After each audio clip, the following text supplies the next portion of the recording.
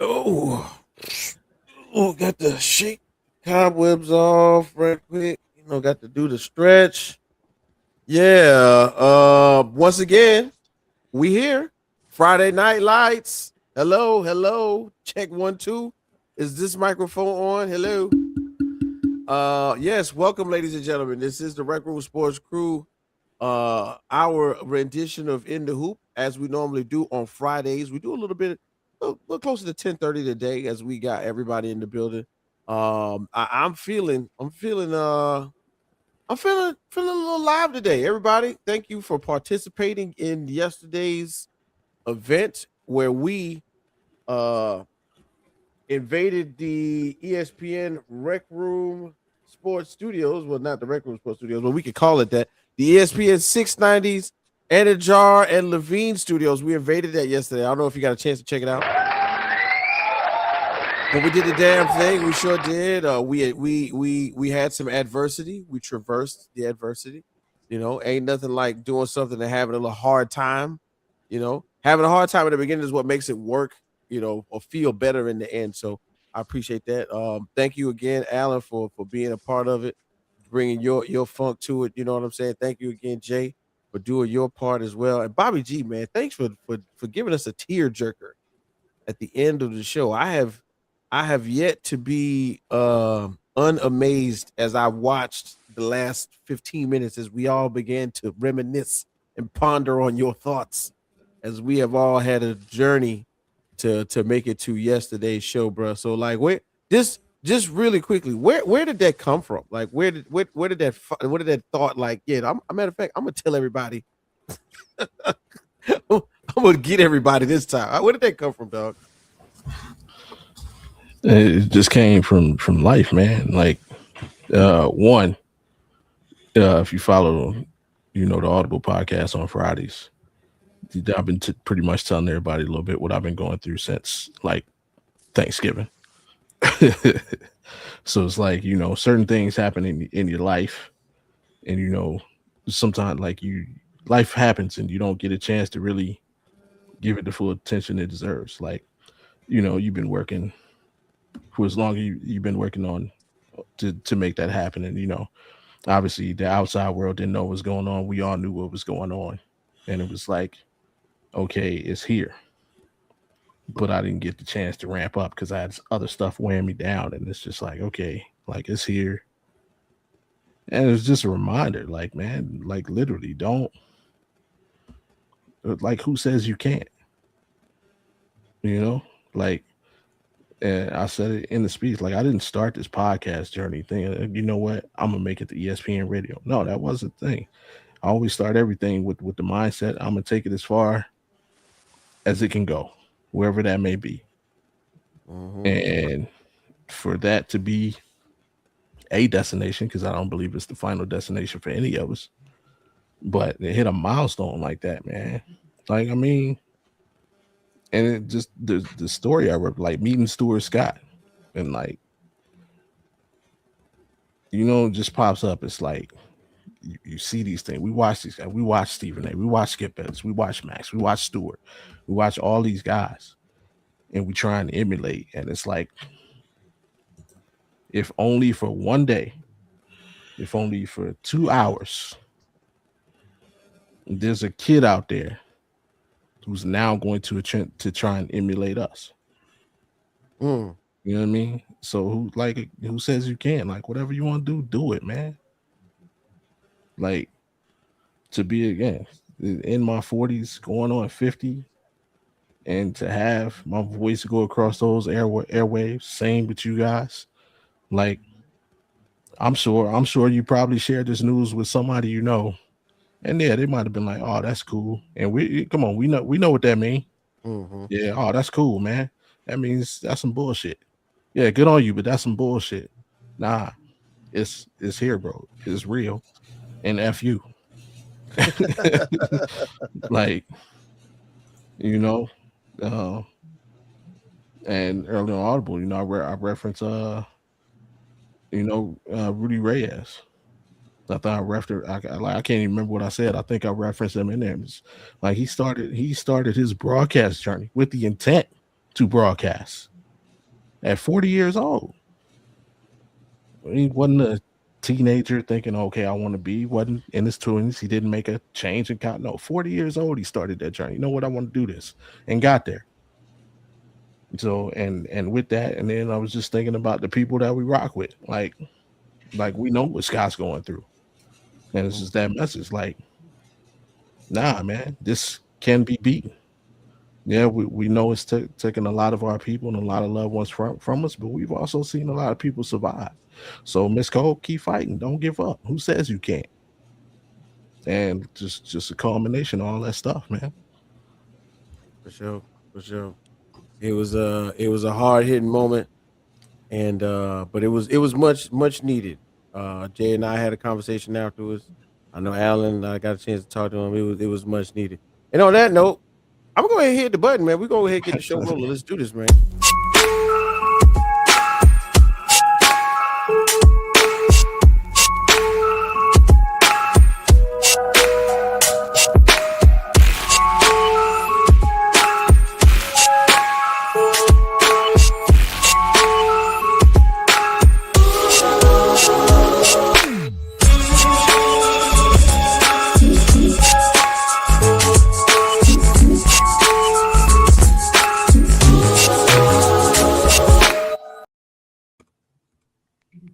Yeah. Once again, it's the boys from Rec Room Sports. We in the building. It's Friday night, so we about to get live and do this basketball talk. That's right, in the hoop.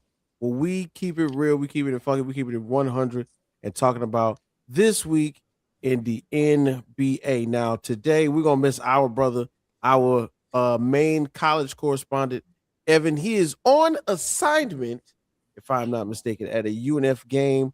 He will bring us his analysis back next week. He will be joining us on Thursday as we begin to enhance the ESPN 690 airwaves with a little bit of his scouting report as we release our thoughts on the selection Sunday and what their brackets will be look like. Because of course, March Madness is a huge part of what we do here at Rec Room Sports, man, and I can't wait to get into it. I know it's one of Jay's things. We're gonna have this bracketology conversation.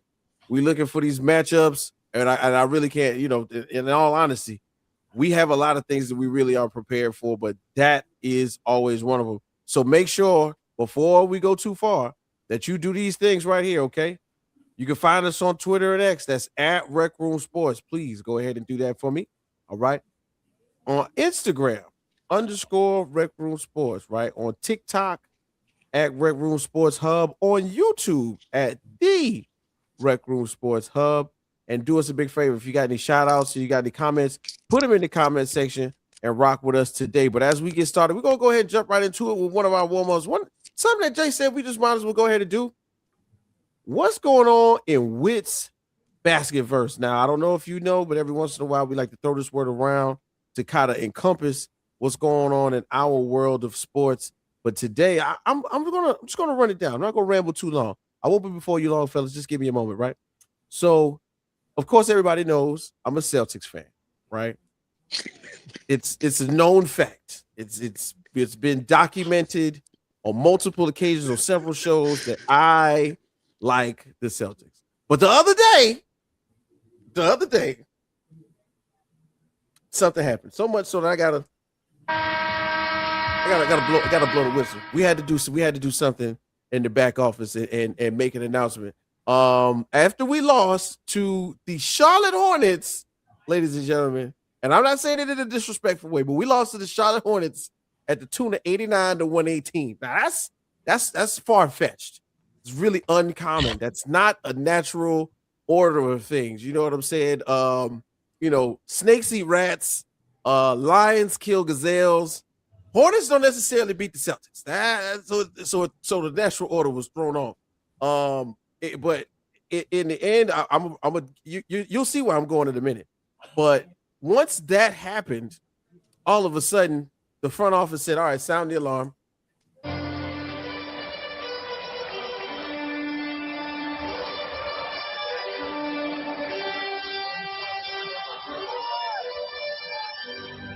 They said, "Sound the alarm." and bring Jason Tatum back. I don't care what his ACL looks like. I don't care what his I don't care. I don't care if it's his ACL. I don't care if it's his Achilles.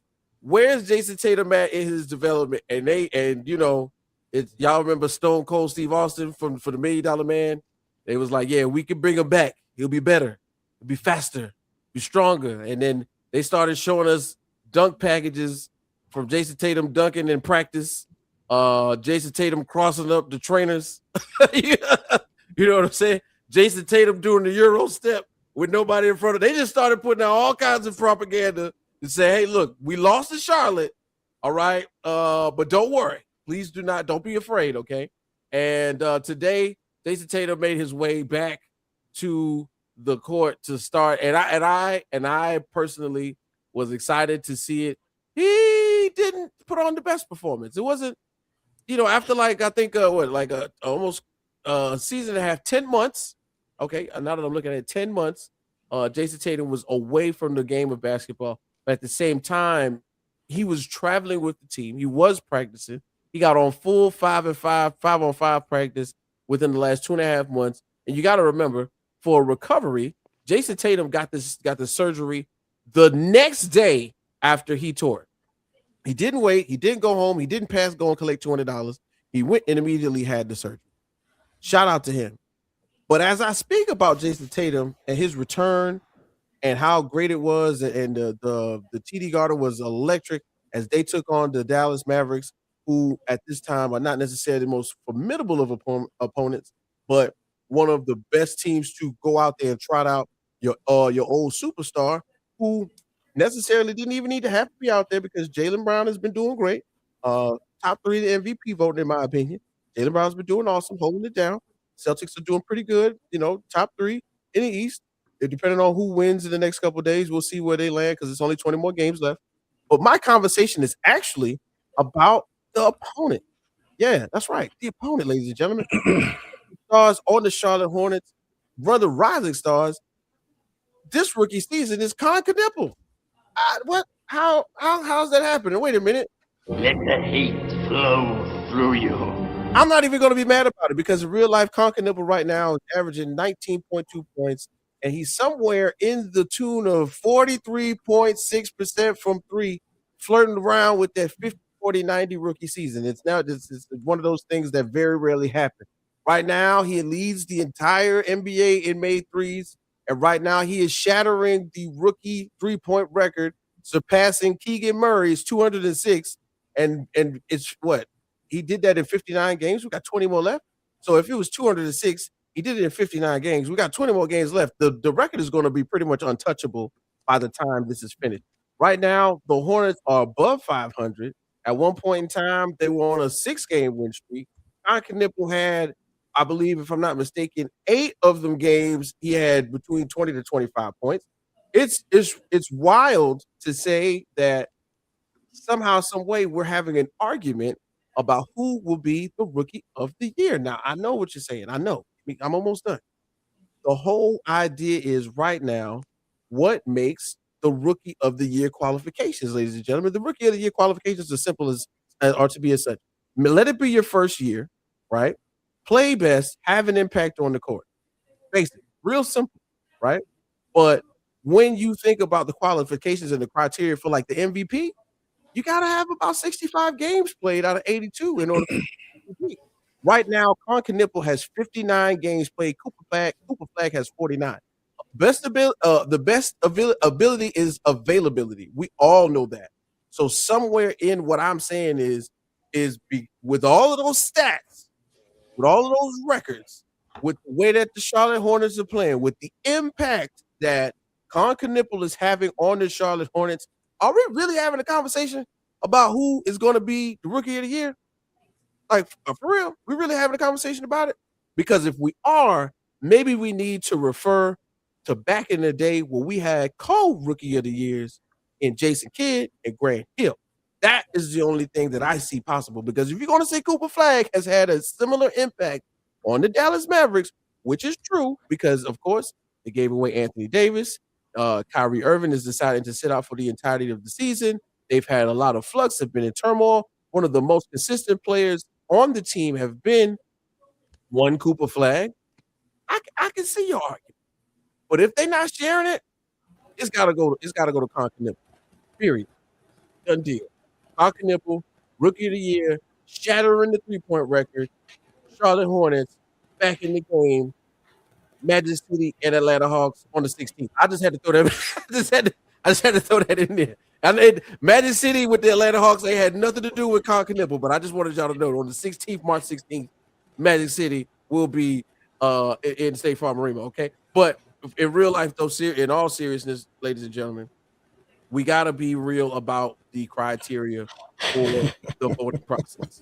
Okay, if you can't play and be on the court, which I can't be mad because it's a huge, huge difference between what happens when you are a rookie and you're making the adjustment to being a professional from playing in college. I get it, but if that has anything to do with the voting, then we gotta give Continental a little more credit for being out there on that court and making LaMelo Ball look even better. Okay, so that was pretty much it, guys. That's what's going on in my basketverse. Celtics lost. Tatum came back. Continental for Rookie of the Year.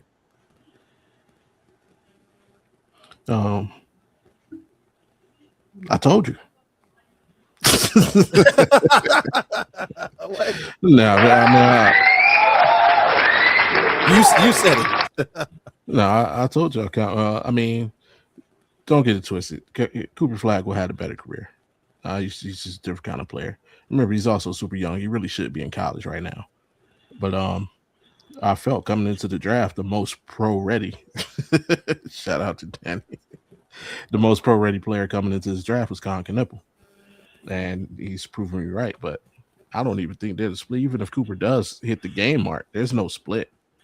Like Con, better field goal percentage, better 3-point percentage, better free throw percentage, better effective field goal percentage was the combination of twos and threes, better PE efficiency, and is doubling Cooper in win shares 6-3. Like that ain't close. He is the Rookie of the Year. I mean, Cooper's making the splash plays, and of course he's got the name, but Con is it. If you're watching the games, Con is it. Like he's playing the better basketball of the two. Yeah, I don't know, man. I just he went to Duke, man. Go ahead, Alan.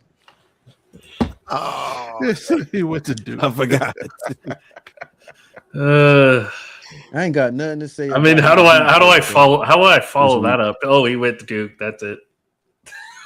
I'm not talking about any Duke players this week, bro. Like it's bad. This is not a good week right now.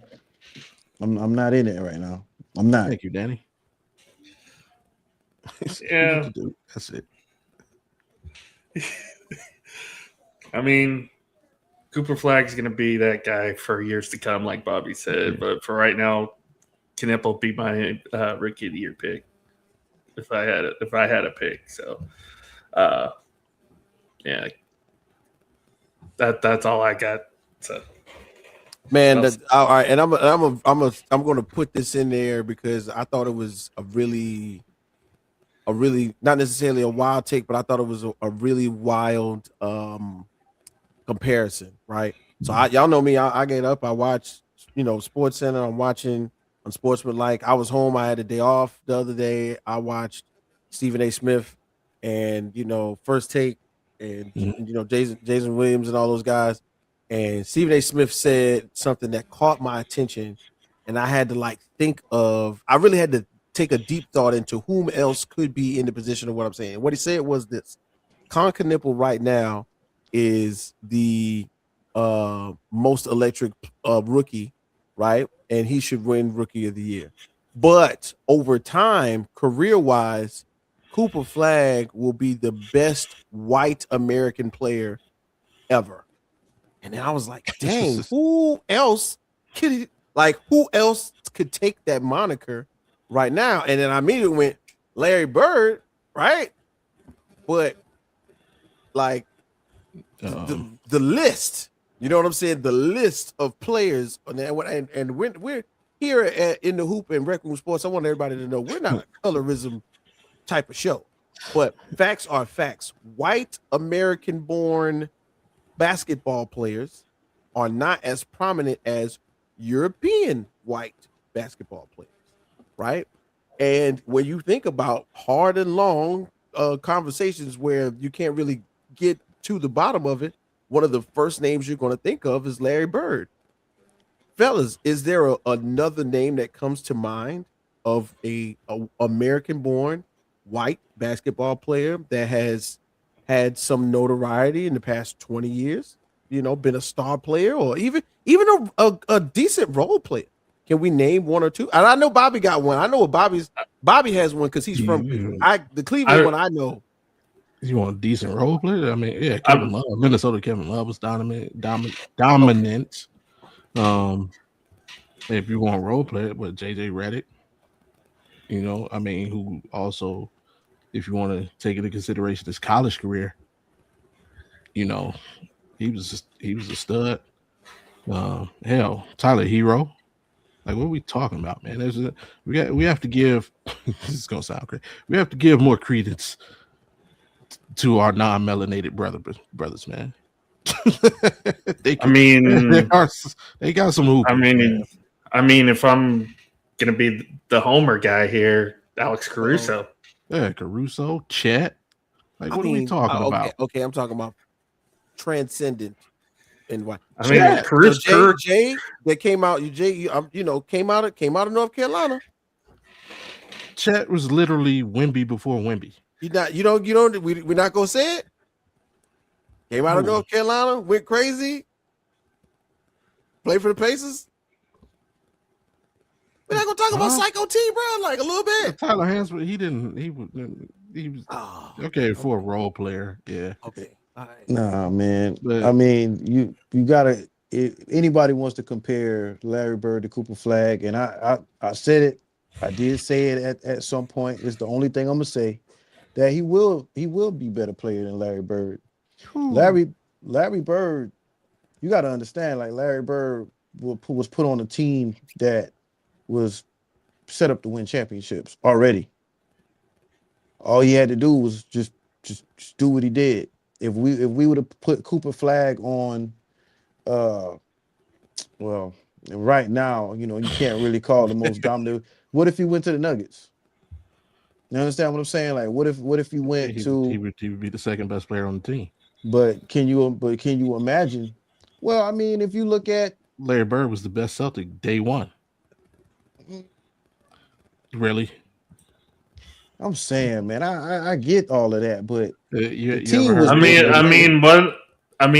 Wasn't the rookie vote between him and Magic like very one-sided? Oh, that was because of bias. I know it was because of bias mostly, but it was also because Larry Bird's just that good too. So Dr. Bus, nobody liked Dr. Bus at that time. They was like, look at him over there having women in a tub after the game. Who does he think he is?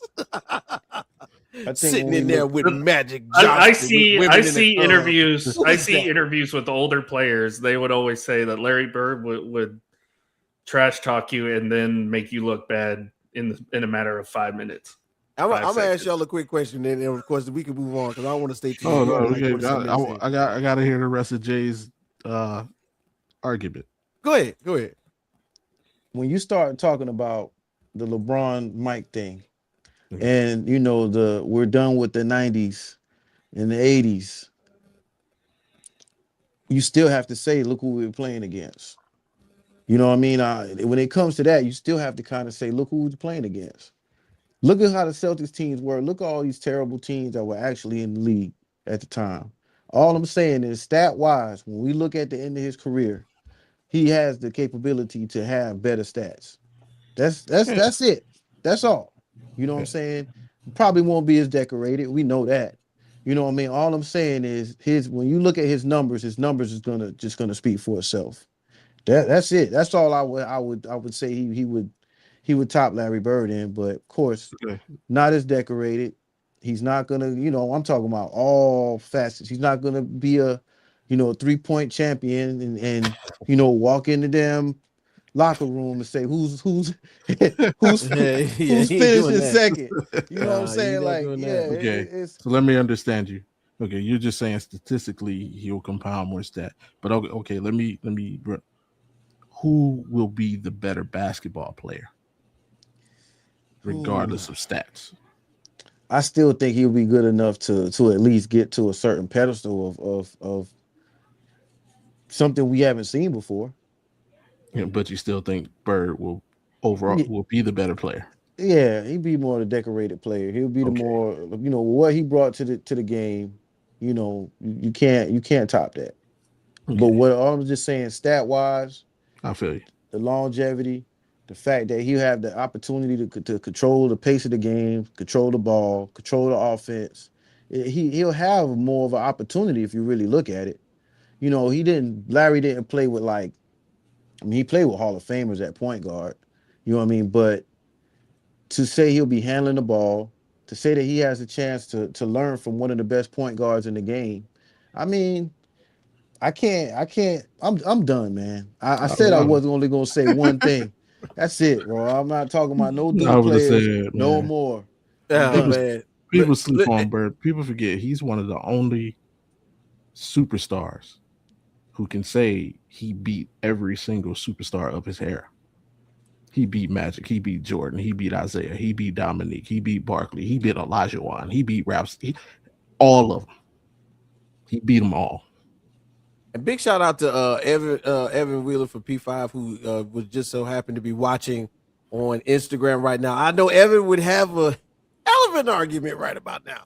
I can't wait till he returns, man. Evan will be joining us next Thursday as we take another adventure to ESPN 690 and do the Rec Room Sports Show. I'm gonna close the conversation with this, fellas. Dr. J and Y'all Big know. Mo. I'm done. No, we ain't talking about. We ain't say Bob. I thought somebody was gonna say Bob Sir one time, but anyway, Whoa. Dan Crotty, shout out to Dan Crotty, my guy playing defense.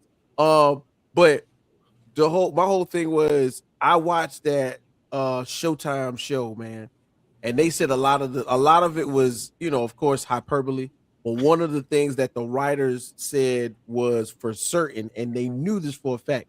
That episode where Larry Bird was watching Magic play and he was with his brothers drinking Budweisers and he had like 12 cans in front of the TV and he was just pissed. And then next thing you know, it's no more when like they showed like that there was no more beer and Larry Bird was outside in the cold in French Lick, Indiana shooting jumpers. Yeah, I really feel like that was I really feel like that was a hyperbole. I feel like they asked Larry, "Hey Larry, what'd you do while Magic was winning the championship? Drank a beer, went outside and started practicing as soon as the game was over." But anyway, man, thank y'all again for joining us right here on In the Hoop with the Rec Room Sports crew. We're Hey, just going we having a good time I'm talking some welcome to see it. basketball. Yeah. Yeah, wow. So we just having a good time talking about some basketball like normal guy. Thanks, Danny, for joining us as For sure. normal.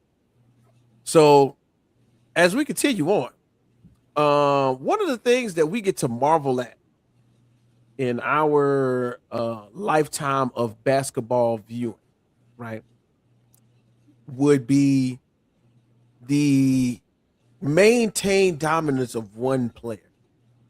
Yes, it's on multiple teams. Yeah, he made a big fuss at the very beginning of his career, but he went somewhere. He learned how to be a champion,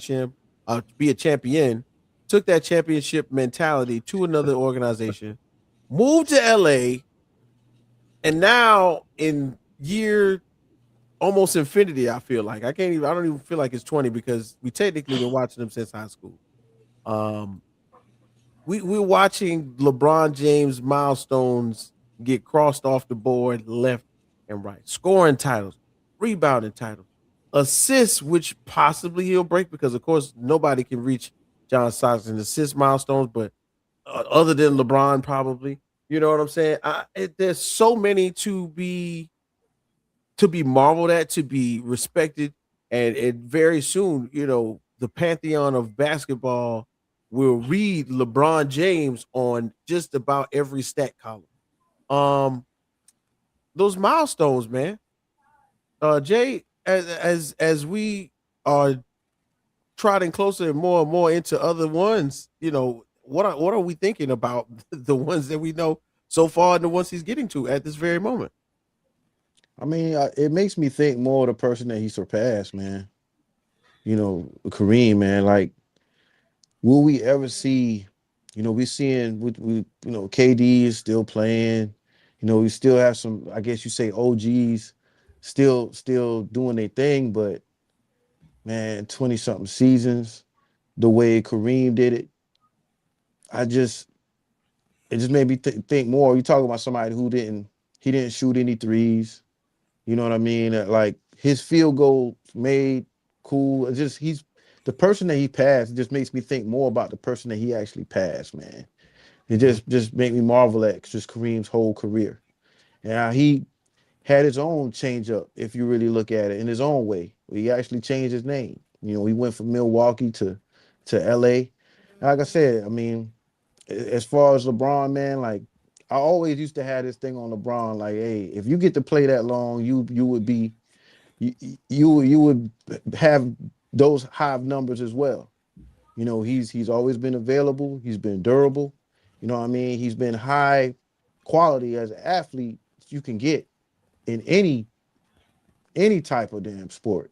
You know what I mean? Like, I don't know, man. I just, like I said, when you look at LeBron and then you look at who he surpassed, man, it just makes me more marvel more. Not only of what he's done in his career, but again, Kareem was the man, yo. I just, it's kind of sad to see Kareem's stats kind of go down like that. I just, just like you say, longevity is key. And I'm not trying to, you said it, Daddy, not me.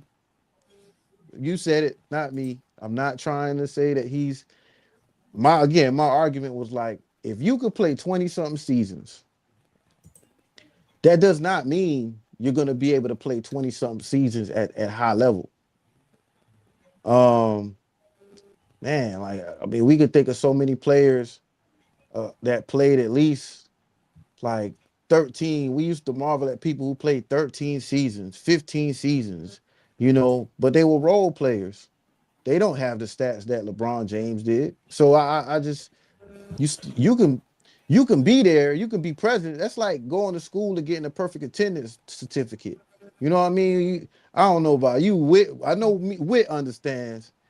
We had we had plenty of kids, bro, that they didn't have honor roll, AB, all of that highest But they average. was at school every day.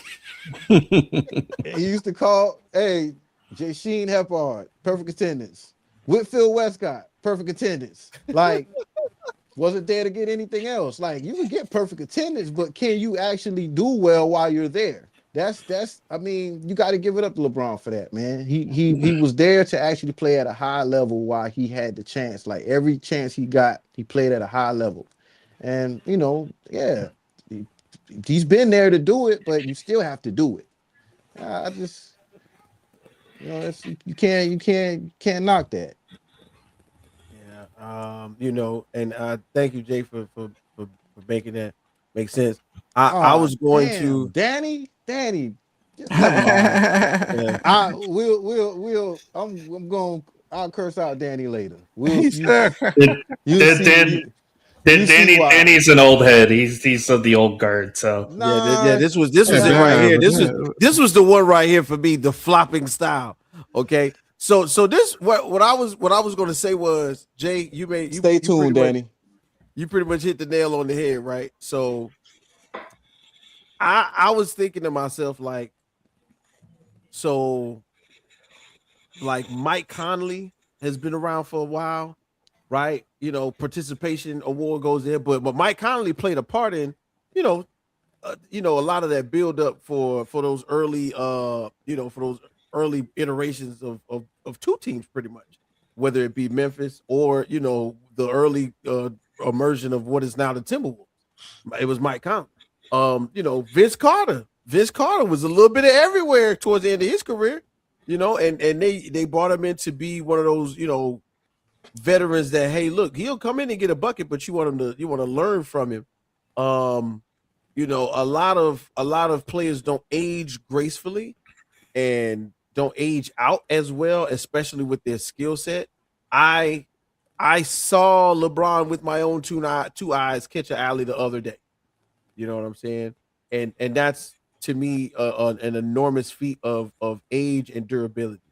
Um, as Danny has made it clear to us, and he is in his bag when it comes to stats. Thank you so much, Danny, for the comments. I would like to say this in comparison, right? My biggest comparison for anybody is don't nobody say nothing to Brett Favre. We love Brett Favre now.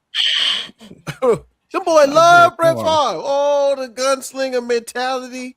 Oh, he went out there when he was about to get killed by New Orleans. Oh, Brett Favre, and all the Green Bay glory days. Brett Favre got the most interceptions in NFL history. All right, let's keep it real. But that's kind of like the last thing you talk about with Brett Favre. That's the last thing you mentioned. You talk about all of the glory days. You talk about the Super Bowl. You talk about playing with Reggie White. You talk about maybe you throw in some narcotics, but we talk about the positive stuff. But the whole thing is on the back end, you mentioned the fact that Brett Favre has the turnover record in the NFL. LeBron James, after playing, he gonna have we're gonna look up, he gonna have the most misses at the free throw line. You know what I'm saying? Like, although that is a stat, that is not one that we gonna remember forever. You know what I'm saying? He gonna have the most the most chalk wasted because he's been throwing chalk up for 20 years before basketball game. Maybe even more because you know what I'm saying? He was in high school. And Jay, I think we had this conversation, and Bobby, I'm gonna bring y'all boys into this. Imagine if LeBron had picked a university to go to. Imagine that. You know what I'm saying? Imagine if LeBron picked a school, went, dominated, turned it out, and then came to the NBA. Well, at least I was gonna say Akron, Ohio State. Ohio State. Yeah, probably Ohio State. He went. He said he had a strong North Carolina conversation, but he would have ended up going to Ohio State. Man, he changed that thing like 3 times. He said Michigan one time. Yeah, he said Michigan one time. Ohio State in the North Carolina. Every shoe he comes out, the first colorway to come out is an Ohio State colorway. He would have went to Ohio State. Yeah, but I mean, but at the same time, y'all know, you know how y'all are, man. See, when it comes to longevity in sports, there's two people you kind of look at. There's LeBron James, obviously, 20 plus years in the NBA. You know, people are gonna talk about most of the what ifs, the finals losses. Though, the fact that he made 10 finals though is impressive. Not many people can say that they did that in their career. So got to give him shout out for that. But when it comes to longevity, you have, like you said,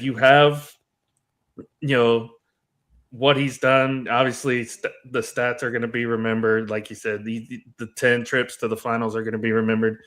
Mm-hmm. You have that, and then you have a guy like Rich Hill, who's played for 17 Major League Baseball teams in like 19 years. And is still playing to this day. Is still playing. I can't even think of my boy I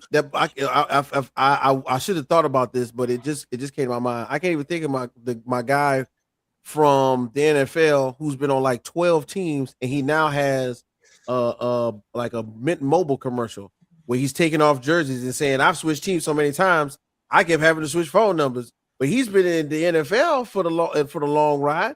He's played for multiple teams. We're not going to remember the negative parts of his career, but for LeBron.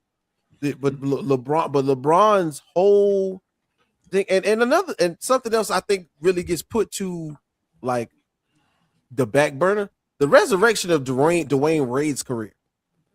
Because I'm not saying that Dwayne Wade, we clearly know Dwayne was the best player in that first championship run, but when LeBron came and they finally got a chance to become a cohesive unit. And Dwayne Wade went in the lab and became a whole nother fit in shape player based around LeBron's parameters and what they were doing together. Oh yeah, the Dwayne Wade was enhanced by LeBron James. This is his career was extended another 2 years, after because of course he had the iteration where he wasn't with LeBron. He got to go to Cleveland for a little while. He got to go to Chicago for a little while, and it ended up back in Miami. And without the surge of LeBron into his life, imagine the 2 or 3 years shorter that Dwayne Wade's career could have been. So and we've had this conversation in the past. The the players around him who benefited from it as well. And that's it. That we could go. The list goes on and on. But But you know what? longevity for LeBron. You know what's the big thing of this? The big key of this really? Sports science. Training. Yeah. We would have had plenty of players that probably would have made it a lot further if it wasn't for just modern medicine. You know what I mean? If you look at the top 25 players that played the most seasons in the NBA, I'll call out 3 names. Everybody else we watch play. Everybody else we watch play almost their whole career. And those 3 names are Charles Oakley, Robert Parrish, and Kareem Abdul-Jabbar. That's it. That's it. Now, I didn't watch Robert Parrish play his whole career. And neither did I watch Charles Oakley his whole career. Close to it, but yeah, Kareem definitely didn't watch him his whole career. But those are only 3 players out of that era in the top 25. Everybody else that you see in the top 25, we watch play almost their whole career. I just want to tap in with a couple of Danny's statements. He was talking about Kareem. Imagine if he didn't have to play 4 years. Love to play that game, but don't forget. Aside from the rules, Kareem really valued his education. So even if the rules hadn't been in place where he had to stay to college, I believe he would have stayed in college. Because Kareem valued education over everything, especially back in that era where education just wasn't granted. Kevin Willis. My fault. I ain't mean to. Oh, you good. You good.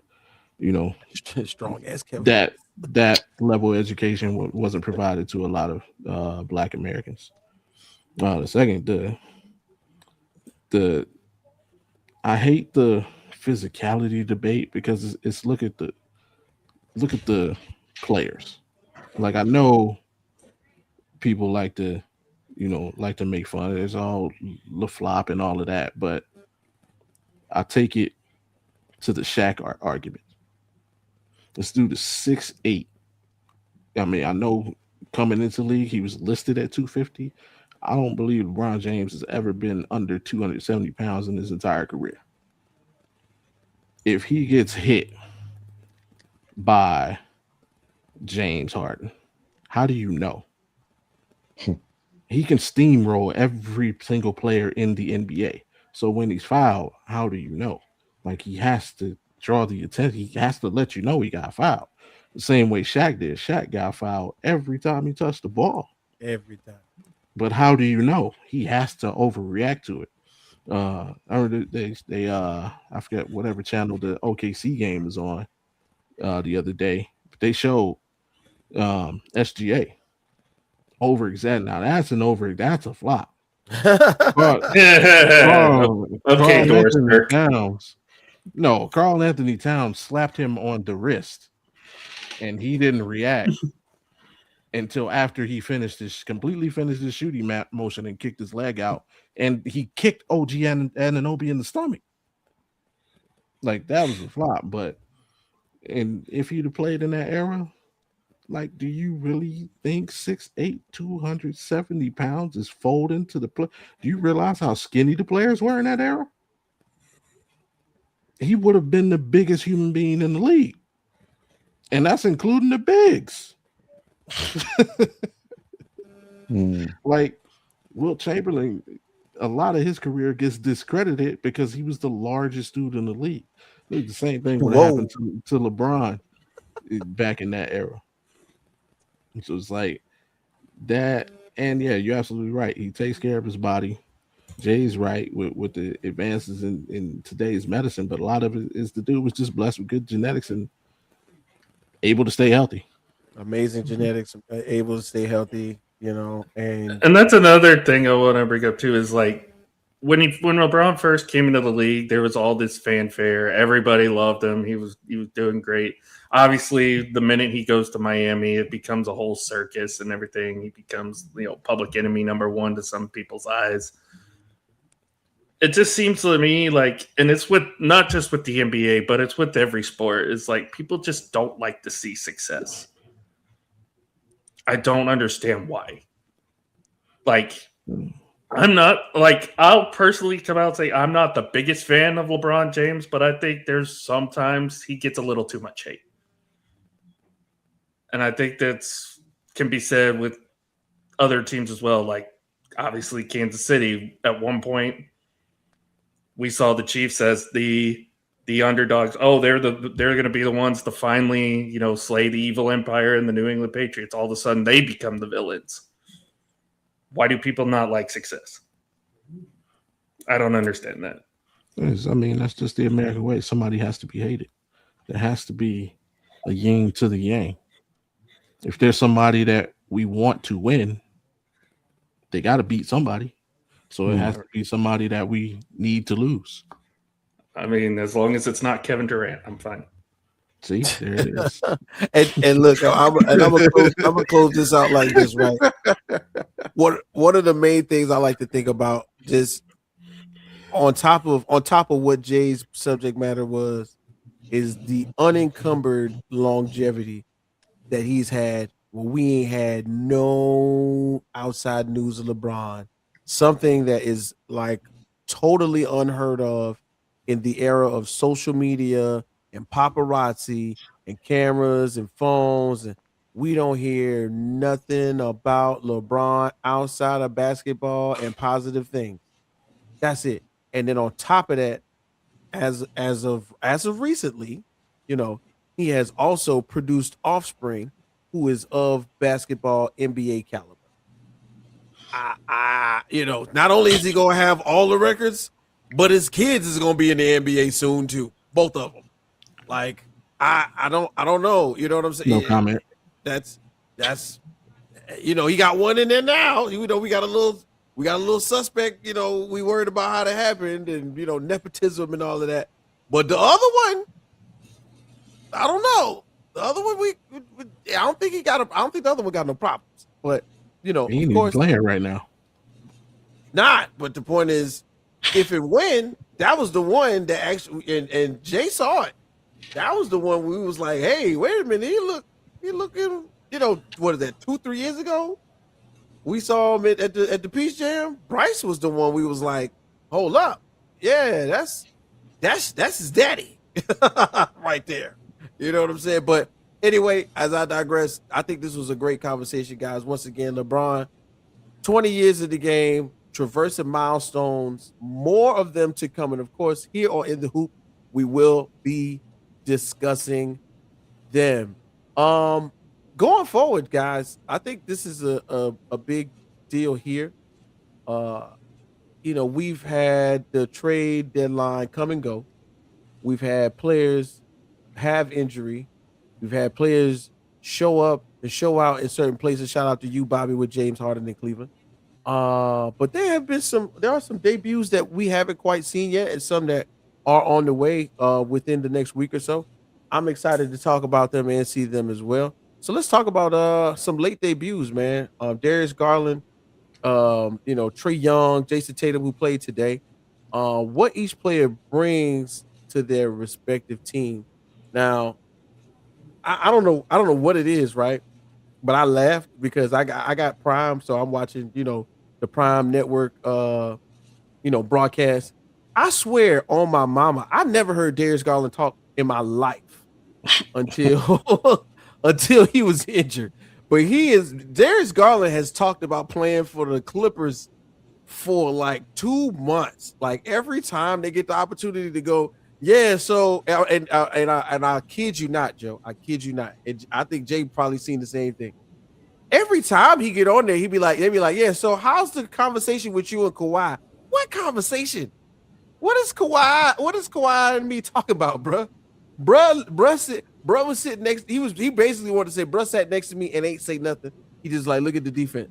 That's pretty much it. That's all the conversation they were really having. But of course, I digress. The Clippers are looking forward to having Darius Garland in their lineup. Trey Young, the debut for the Wizards. What the funny thing about Trey Young is he didn't even make his debut at the time and got a tech called him and got kicked out of the game the other day. But I How think are that you that's gonna get cool, kicked out? How do you get kicked out on your first day of the job? Come on, bro. man. Listen, but for me as a guy who watches basketball, he's already risking it all going to bat for the team that he ain't even played for yet. You know what I'm saying? I mean, if you see the footage, yeah, it's some obvious pushing and shoving going on. And maybe the refs were letting some of it slide. Sometimes they do that. They let one player get one and another player get one, and then these were some rough fouls. And Trey Young obviously noticed how they doing, and he went out there and exclaimed and got kicked out. If you want to be on the team, do something like that in your street clothes. Now we believe you. You really want to be here? You want to be in Chocolate City? You want to be in DC? Huh? John Wall jersey night? John Wall bobblehead night? Show out. All right. I don't know why I'm still thinking about nothing. My mind is still, Danny, I need you to stick around to participate in this NBA trivia, man. I would love for you to stick around. I'm sitting here trying to get some of these questions together. But no, I mean, as far as Darius Garland, he only had what, 2 games? He's averaged 12 points. Hasn't really, I don't think he had a chance to really settle in, like, still got some time to settle into the offense. So I think his average will get up a little bit. Trey Young, I think he also had 12 and I think like 19 minutes he played, something like, to that effect. Um, he looked like he's trying to, he was very flashy. I ain't gonna lie, very flashy 12 points, if at that. But I think he's trying extra hard to show that he's in a better place. Um, I don't think the Wizards have much of a chance, right now. So it's like, it's great. It's more with them. It's like it's more to come later. And of course, we saw Jason Tatum, man, almost go out there, mess around, almost got a triple double. You know what I mean? So just three assists short. So it was something to watch him coming back. I cringed a few times because a lot of times he was kind of like, "Ooh, I don't want to, land on this Achilles right now." Which is, understandably so, man. But I like the heart, man, that he's shown, and the documentary will be coming out soon. They're making me feel like it's gonna be in the movie theaters uh soon. Like, it's cool. Like, okay, I see, great. It's a big accomplishment for him to come back like that. But as far as Tatum's return, I hope they they play it safe. I didn't like the fact that they didn't really give him restriction on minutes, and I don't like the fact that I just feel like Jaylen Brown could use a little break. You could take back his minutes a little bit. I'm talking 25, 28 minutes. That's all that I'm asking, because I want it'll suck to see Tatum out there and Jaylen Brown is not able to, to give it his all, or make it through the season. I just want them to be smart when it comes to both players, both players. And I don't know, man. He doesn't. I don't think he's quite making the right decisions, and I just feel like he can actually take Jaylen Brown's minutes just down a little bit. But man, for the as far as returns for the respective teams, again, not much is at stake for Trey Young right now. In that division, they're done. All other teams, Heat, Hornets, Hawks, Magic, they're pretty much playoff bound, or play in bound. So it's very interesting to see what happens with the Clippers with Darius Garland, but everything else for the most part is self-explanatory. You know, but definitely more than 12 points, man. I think he's gonna up his scoring average for sure. In one Darius Garland. Real quick, while we got a quick pause, I want to give a big What shout out to Courtney from SSB Jacks. I see Courtney from SSB Jacks on the Instagram watching us right now. We appreciate you, bro. The SSB family, we're definitely going to be participating with you, bringing you guys in on one of these convos. Courtney, shoot, if you want to, Courtney, you can click on the link. You can head on over to YouTube and join us on the conversation. We would love that. But I'm with Jay for sure on this one. so Whereas, you know, I watched the Clippers game to an extent, which right now, if I'm not mistaken, it's 90 to 97 right now. And like in my mind, I was like, this is the time to shine. This is what's really happening. Avika Zubac has gone to onto the Pacers. The floor spacing is wide open.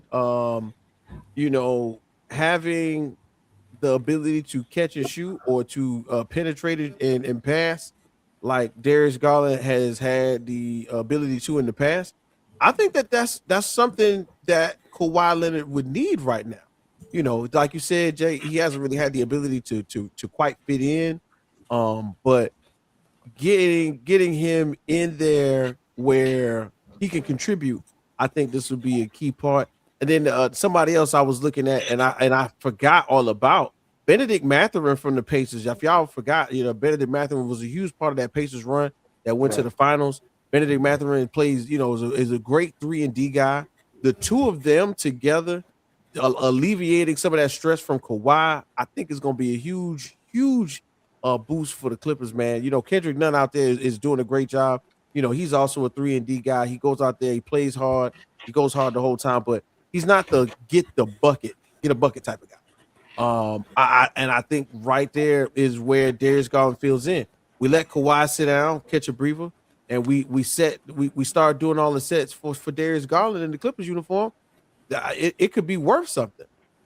Part of what I think, and this is just my observation, part of what I think was taken away from all of the Clippers possible, awareness of where they could be was the idea that James Harden is notably looking for a athletic big. And when I say athletic big, I'm talking about run the floor, move, and pick and roll in a hasty fashion, and then when the ball is up, he can get above the rim and throw it down. That's not necessarily what Avika Zubac does. You know what I'm saying? Zubac is a serviceable center. When he is healthy, Zubac is top 5-6 centers in the league at center at playing straight center. Don't get it twisted. There are other centers ahead of him, but he is not. If there are 10 centers, he is not number 10. But he is also not the most athletic of centers. But we see that when you put James Harden with an athletic center, shout out to Bobby and the Cavs, or an athletic power forward, it looks way different. I think that the two of the two of them being in the same sets, it really didn't work out as well. But when you take Harden away, when you take Zubac away, then you add in Brook Lopez, who's known his game. Brook Lopez is another one. Brook Lopez added 5, 6, 7, 8 years to his career because of the increase in percentage for his three.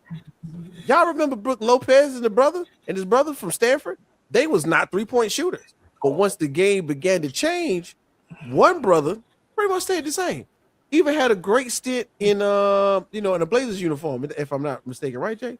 But Brook Lopez extended his game beyond the 3-point line, made himself serviceable, even got a ring with Milwaukee. So I really, once again, that floor spacing, Darius Garland, Kawhi Leonard, Benedict Mathurin, Kendrick Nunn, like there's a way. Nicholas Batum. There's a way that can work, but I really feel like you got to get him in there to work full time and with that squad. It hasn't produced fruit yet, but I believe if I'm not mistaken, some teams have 22, other teams are about around that 21-20 range. 20 games is good enough to say, okay, let's get it tight, let's get it right before we get into the playoffs. So I'm excited to see what's going on with Darius Garland because right now they beating the Spurs by like 7, if I'm not mistaken. I will say this way: I think the only one that's going to end up mattering at the end is going to be Jason Tatum coming back because Jaylen Brown. He's done a tremendous job at keeping that Celtics team afloat. Jason Tatum's going to push him to that next level of competing for an NBA title. I don't think Garland's going to move the needle. I know Kawhi's still going to be Kawhi, but I don't see the Clippers getting out of round one. Obviously, we know what the Wizards are. They are a dumpster fire of an organization. So, Dang, Allen. Sorry, Trey Young. You're not going to be doing much with them right now. Maybe next year. Who knows? But yeah, the only one that's going to make an impact, I think, is going to be Jason Tatum coming back. And we've been, in our group chat, we've been talking about it all day. We've been talking about it the last couple days. Jason Tatum's back. Watch out for the Celtics now in the East. They could be a team to that could come out of the East, win it all potentially now with Tatum if he's fully healthy. But I also agree with Jay. I think they have to take their time with Jason Tatum, make sure he's fully ready to go. Don't push him too hard. I know, obviously first game back, he's going to come out and put it on a show, but don't push him too hard. Because obviously the Celtics are going to be in the playoffs. At this point, they're pretty much set in stone in there. So, me personally, I think if he stays healthy enough, he stays fully healthy. Man, between the Celtics, the Pistons, and the Cavs, it's going to be a fun Eastern Conference to watch this year. To quote one of my favorite movies, are you done? Are you done? Like, what are we talking about here, man? The Clippers are nothing but the island of misfit toys. Darius Garland has played more than 70 games once in his career. The only person in LA excited to see him is the team trainer. Wow. Why is Kawhi Leonard still on the team? Trade him. Let the hate flow through you. Kawhi Leonard is about to get the team indicted by the federal government. Trade that dude.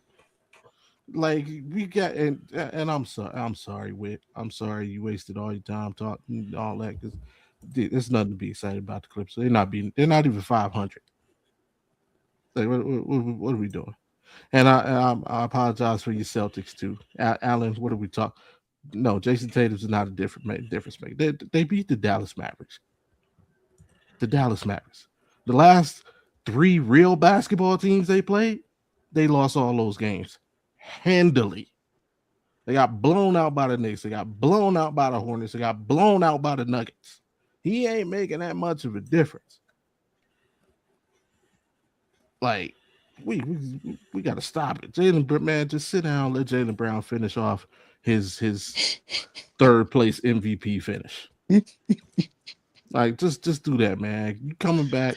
It was a selfish move, bro. Selfish, but you're getting paid. There's no reason you're getting paid. You got a ring. There was no reason for you to come back. Trey, I'm not even gonna talk about Trey, because every time I talk about Trey, people come at me like I hate Trey Young. But I've been telling y'all for the last 3 years. He, like, you ever go to a restaurant that you're super excited to go to, never been, first time you've been there, and you have your meal and it's delicious. It's like the best thing you tasted in a while. You know what? That was a good idea.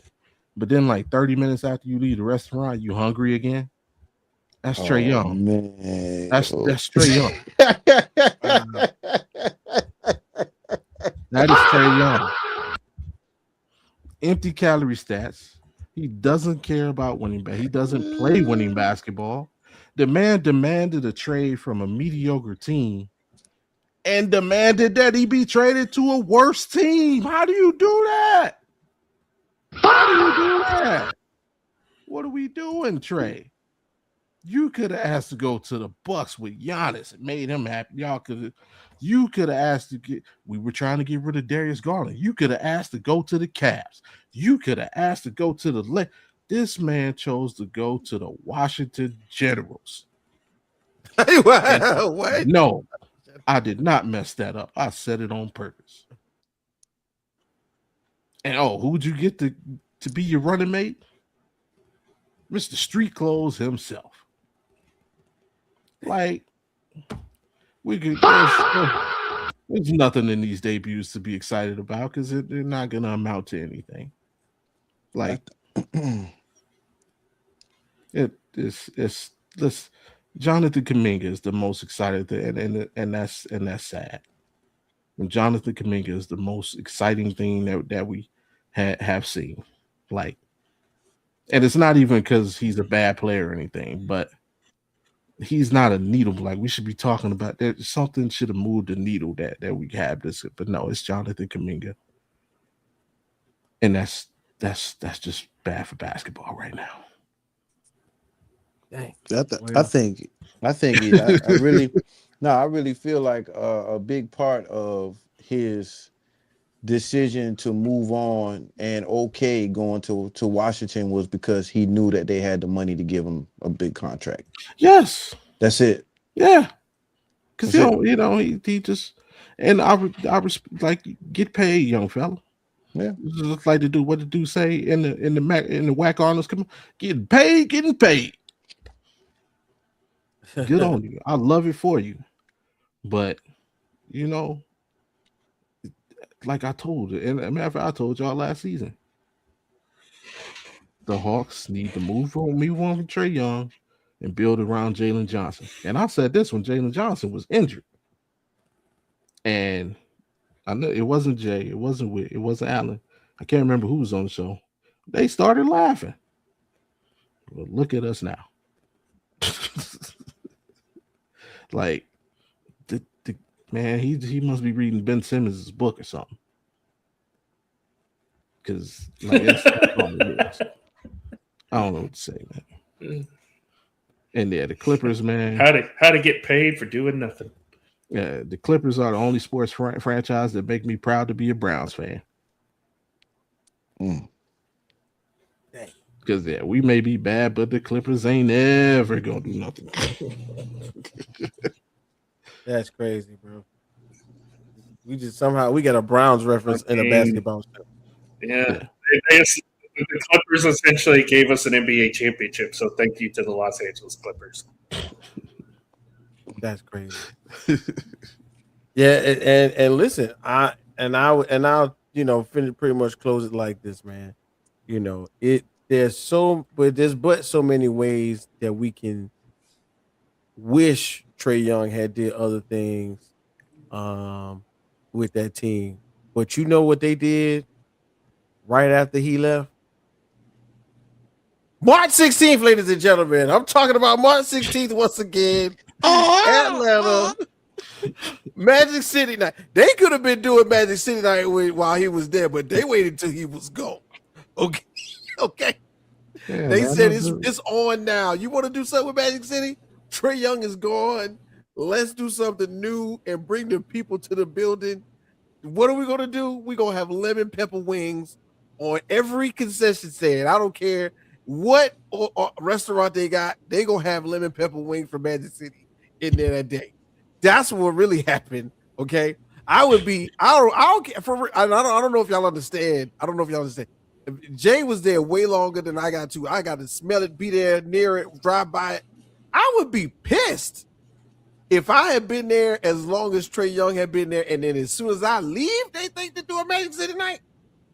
As much money as I probably spent in establishments in and around the metro Atlanta area, y'all gonna wait till I leave? That's exactly how I feel. Yeah. Yeah. In and around the Magic City want to see that ball. Where's Trick Williams when you need him? You mentioned. Okay. Alan, I saw what you said in there. You said breaking news from the world of baseball. You want to throw something in there right quick? No, from college basketball actually. Oh, Miami of Ohio has beaten the University of Ohio. They took till overtime, but they will finish 31-0 in the regular wow. season. All Let's right. go. Let's go. Well, shout out. Oh, the real Ohio team apparently. The real that they do not like being called Miami of Ohio. I found that out the other day. That it's No. just Miami University. Yes. Miami University. The Redbirds. Yeah, I got to. Home of Ben Roethlisberger. Wow. Yeah. Shout out to that. I got to see Gary Owen on stage one time, live at the comedy club. Nice. And Gary Owen told us a story about how he was hitting on Ben Roethlisberger's girl Oh at yeah. I At seen that. Miami of Ohio. But he's most recently probably told that joke, and it's been on YouTube. But I saw Yeah. it live, and he was like, I don't know if y'all know, but Ben Roethlisberger like the sisters. you know, he had a black girlfriend back then. He married to a white girl now. I was like, oh dang, because Gary Owens don't like nothing but sisters. But yeah, I But digress. by the way, Whit, the Clippers and Spurs are tied. Yeah, I am seeing it right now. It My is a little tie baby, game. Yeah. yeah, my little baby is looking at the TV and she's watching the tablet behind me. But is Darius Garland, man, what we gonna get from him? I don't know. And then last but not least, I wanted to say this when it comes to Tatum, real quick: 15 points, 12 rebounds, 7 assists. If y'all remember, prior to him going out, he was kind of playing like a power forward role. Every time you looked at the lineup, he was at the power forward position. They had Jaylen Brown playing the three. So for him to have rebounds and a couple of assists and some points, I think that's all right. Not so bad for a debut at the 300 days. I don't think that's so bad, but of course, we hope and pray it gets better as Celtics fans. Moving on. It's against the Mavericks. Who's their power forward? PJ. You grabbed 12 rebounds over PJ Washington. Good job. He's 6'3". Why you gonna talk about PJ like that, man? PJ out there. What are we talking about? PJ is out there, but they made it. They emphasized that this was the game they wanted to come back. They probably planned this a long time ago. They played in our faces, man. See him grab 12 rebounds over Evan on Sunday. So now let's see what we got going forward. So I like this one right here. As we move closer to the end of the regular season, we talked about it on multiple occasions. 20 some odd games left. Some teams have 22, others have 20, right around the 18 to 20 variety for the majority of the rest of the NBA. We are pretty much able to see who is real and who is not. Is you is or is you ain't. It's really happening right now as we get to define what the postseason will look like for both the Eastern Conference and the Western Conference. And it's going to be some real contenders. At the same time, even if they're in the top 8, 9, it's awesome some pretenders. So, contender or pretender, who's who right about now? I'll let Jay lead off with that. I don't know, man. So basically we see a lot of teams that are contenders, but who do you think who do you think is a team that everyone thinks is a contender, but they're not? And then just like what was saying, then also who do you think that give us a team that seems to probably not have the biggest chance, people not giving them the chance, but you think that they'll fare very well in the playoffs. And as far as a contender, we just talked about them. A team that everyone thinks is a contender, but I don't quite believe that in the playoffs that they're gonna hold up. And I just really feel, I don't know, man. I want to say the Knicks. I want to say the Spurs. You know what I'm saying? I'm gonna go with the Spurs, man. With them being a young team, I think that they're gonna end up falling short in the playoffs. I really feel like they're one of those teams, one of those young teams. You know, they talk about how young they are and how good they are for being so young, but it just seems like I've seen so many teams that are young, they go into the playoffs and they just don't put it together. Mainly, mainly Castle. Castle scares me.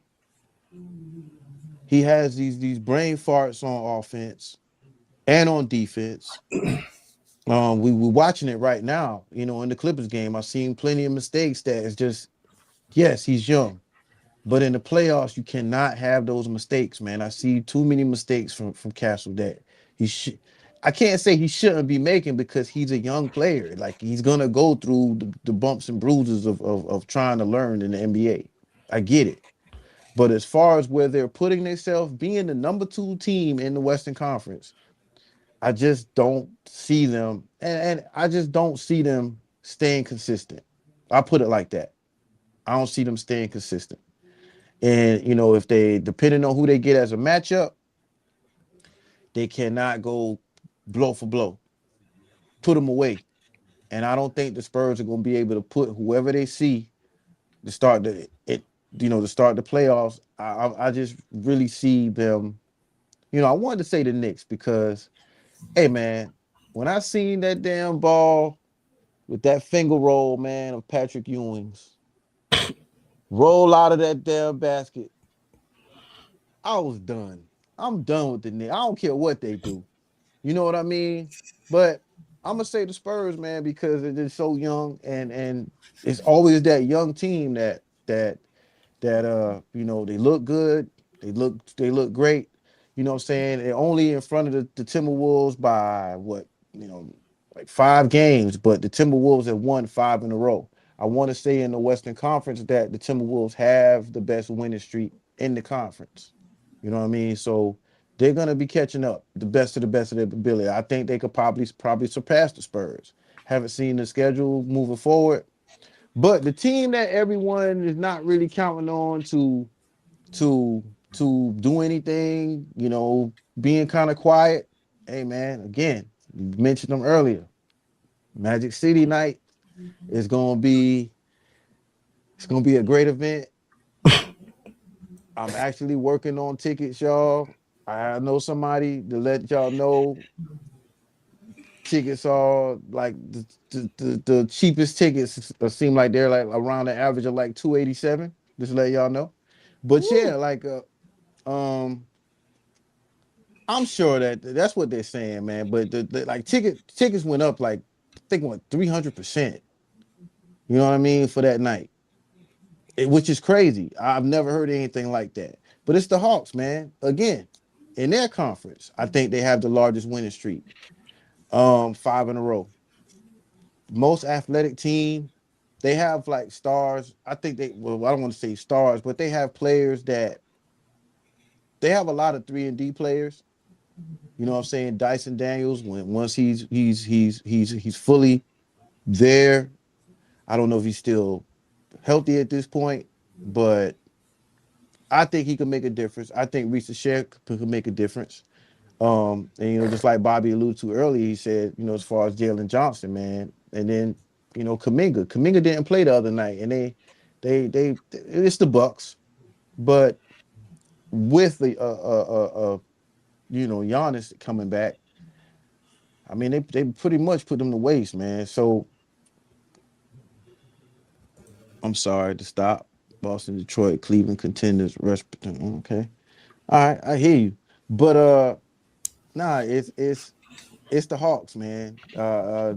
I think that some people think they are a pretender, and I think they are one of the best contenders in the Eastern Conference. I think with that roster that they have currently, if they started with Kuminga from the beginning of the season, they could have easily been in the top six. Easily been in the top six. So I mean, they're not far back, you know, as far as ninth. But again, they have the largest winning streak in the Eastern Conference, and I like them very well. Even with the Hornets doing what they're doing, I cannot wait to see the matchup between the Hornets and the Hawks. moving forward with both rosters. You know what I'm saying? That to me is going to be able to tell me who's going to be that team, that's going to like go into because right now they're both looking at the playing right now.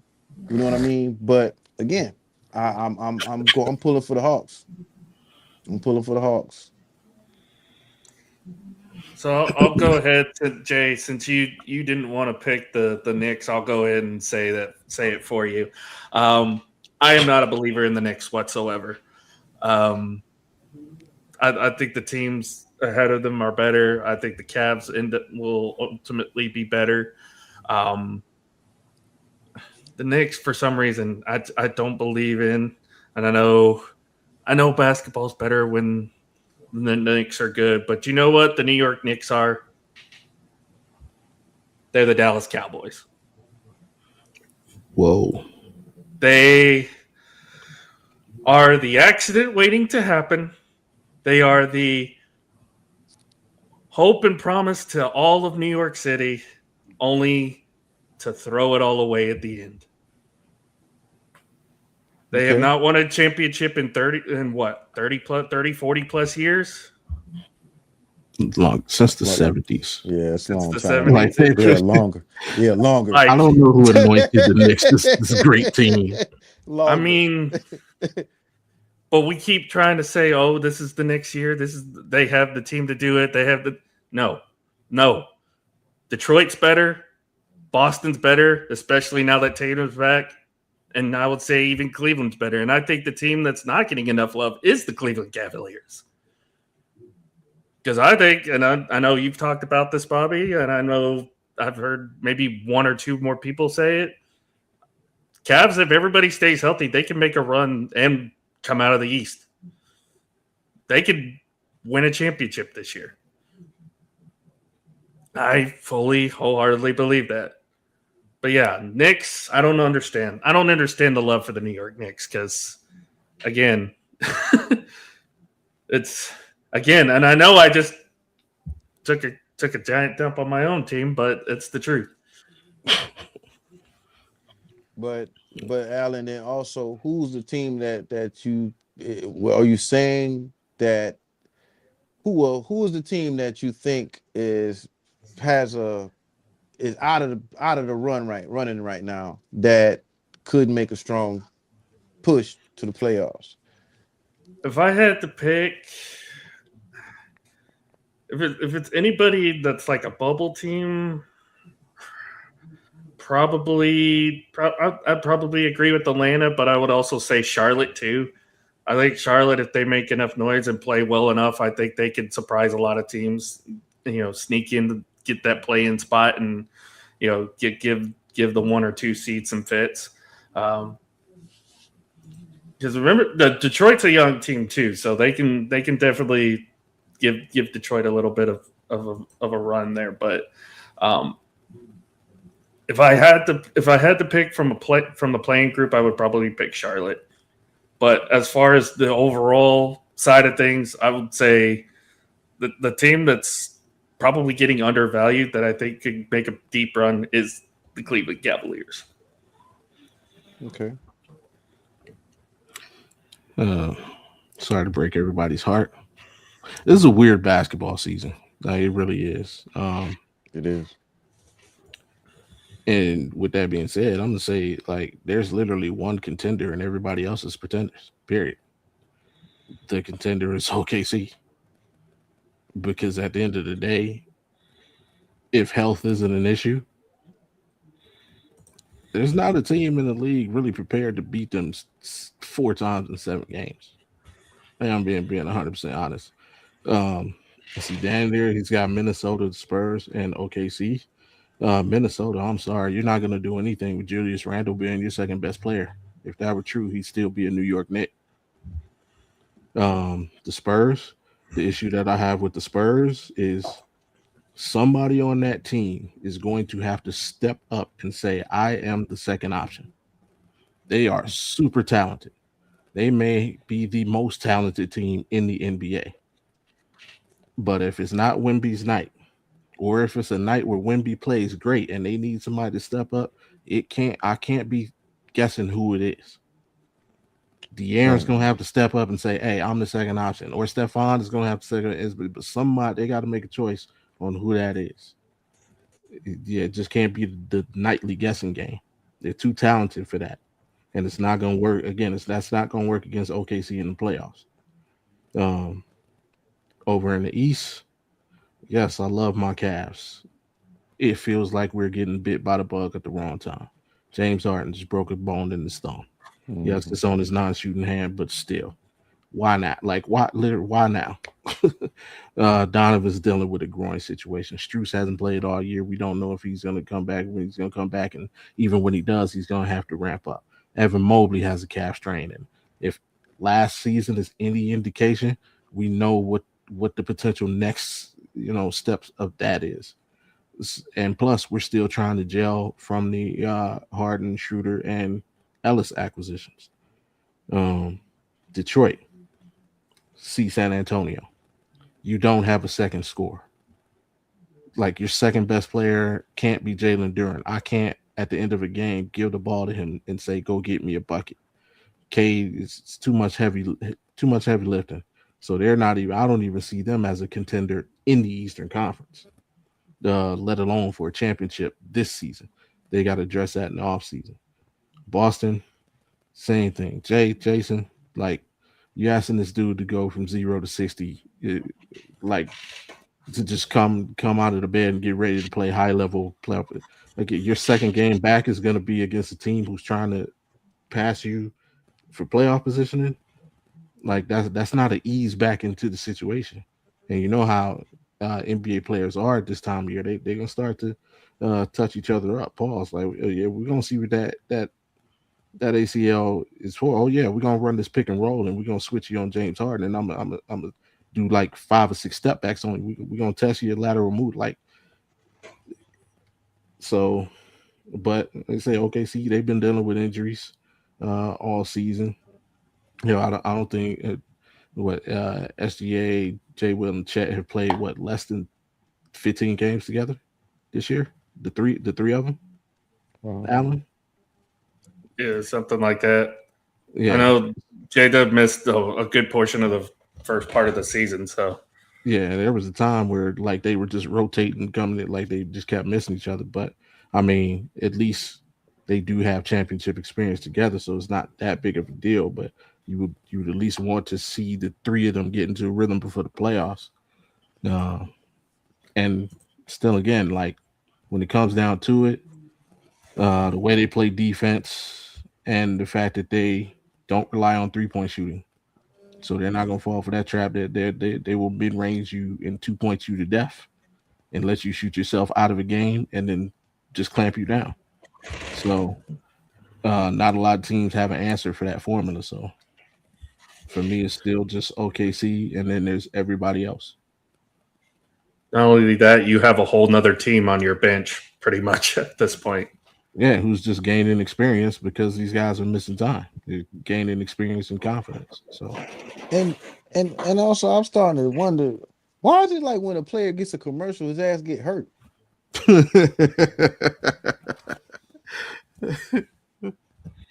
who got a commercial?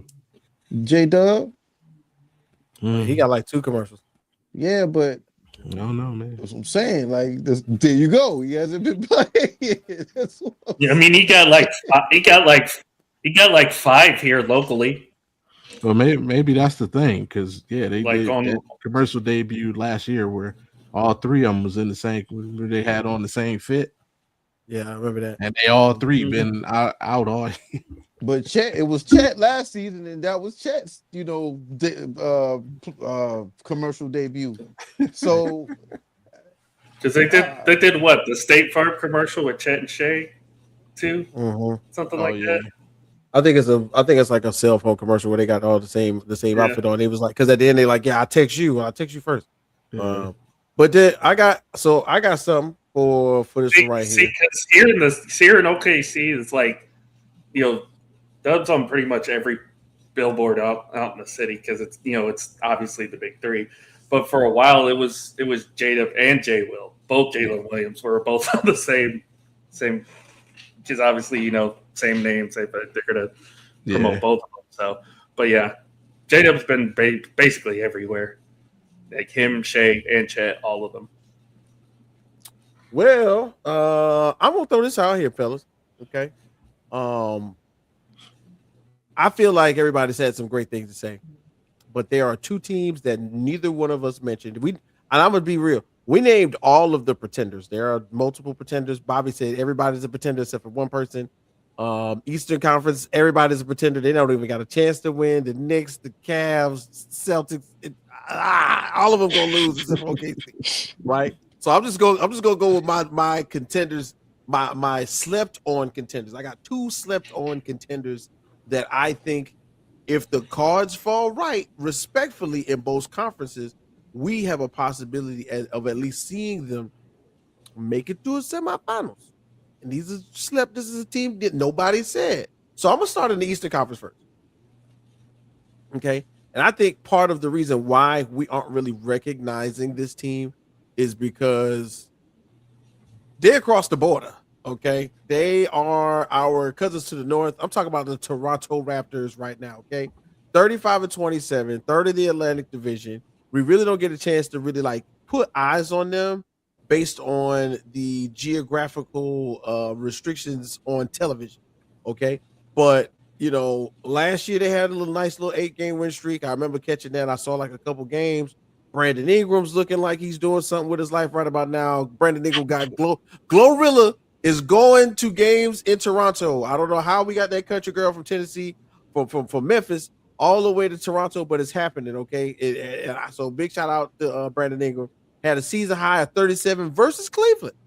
Okay, so he's playing ball. One of the people that I think is really shining though, because of the ability to not have necessarily some of the same eyes he had on his shoulder in his original landing spot, which was New York, which was Emmanuel Quigley. Emmanuel Quigley's out here doing his thing. He's controlling the space. He's getting good shots. He's taking the leap as the primary guard. So shout out to Emmanuel Quigley. RJ Barrett, we know about him. Maple Mamba, he's had his issues, but now he's getting kind of in that 18 to 22 point range on the regular. But this is the one right here for me. This is the one that makes me think that you've got to have a player like this in order to even think about contending for a second runner-up or semifinals or anything. You got to have somebody like Scotty Barnes. Okay, Scotty Barnes playing defense right now, secondary playmaker on the team, so to speak. Crazy matchup comparisons when it comes to him, but it's happening to him, whereas his playmaking ability away from the basket is really becoming some of the focus when it comes to the Raptors. Second of all, like I get their little supporting cast. You know what I'm saying? Gary Trent Jr. went out there. Y'all remember Gary Trent Jr. in Milwaukee? Gary Trent Jr.'s shooting percentage has gone up, even though it's a little streaky. When they do get him the open shots he's hitting, Jakob Poeltl is having a resurgence in his career. Grady Dick. I don't know if y'all know about Grady Dick. I don't know if we like saying that on the internet a bunch of times. I don't know anything about Grady Dick. I don't know if we like to say if saying like, give Grady Dick the ball, I don't know how to word it so it doesn't sound crazy, but Grady Dick is out here playing in real life. You know what I'm saying? So for me, I think that playoff mix of Ingram, Barnes, Quigley, you sprinkle in a little more of Grady Dick. I don't want to say sprinkling Dick. That sounds crazy. If you sprinkle in Grady Dick and the bench, which is coming alive now after a somewhat of a lull at the very beginning of the season, I like the Toronto Raptors. Like, I'm not saying they're going to make it to the finals, but in the Eastern Conference right now, if you look at how it's set up, and if we went at it right now today, we're talking about them playing of course, the playing is going to really determine who's at 8 and stuff like that. So, when you talk about what the possible Orlando Magic matchup or something like that for them boys, it's a wrap. It's not happening. It's not even good. So, right now they're 5th, and they could slide up because that's what 35 games and 27 losses. That up and down shift is going to happen between 3, 4, and 5 very, very easily. So there's a possibility that they could be playing a way more diminished team in the East. And then my second team, I'm really surprised nobody said this one. This is the thing that you have to have in order to just win or sniff a championship. That is a top 8 defensive rating. The last 4 NBA champions had at least a top 8 defensive ranking. Right now, this team is 5th in defensive rating at 112.8, and I'm talking about the Houston Rockets. Come on, ain't nobody gonna talk about KD. Nobody's gonna. We're not gonna talk about KD doing what he do right now. In my mind, somewhere we should be thinking about Alperen Sengun out here in the streets doing this thing, all NBA caliber, making that money. They got that. They're gonna have to put that check out there for that young man. Amen Thompson. We already know the Thompson twins. One plays defense, one plays point guard. One is thinner than the other one. This is the one that plays the defense, and he has been playing point guard in the absence of what's my guy's name? I just had a brain fart. But he's been playing point guard is the point. And out of nowhere, Van Fleet, Fred Van Fleet. I'm sorry, I had the light skin dude in my head, and I'm like, with that, let me get his name right.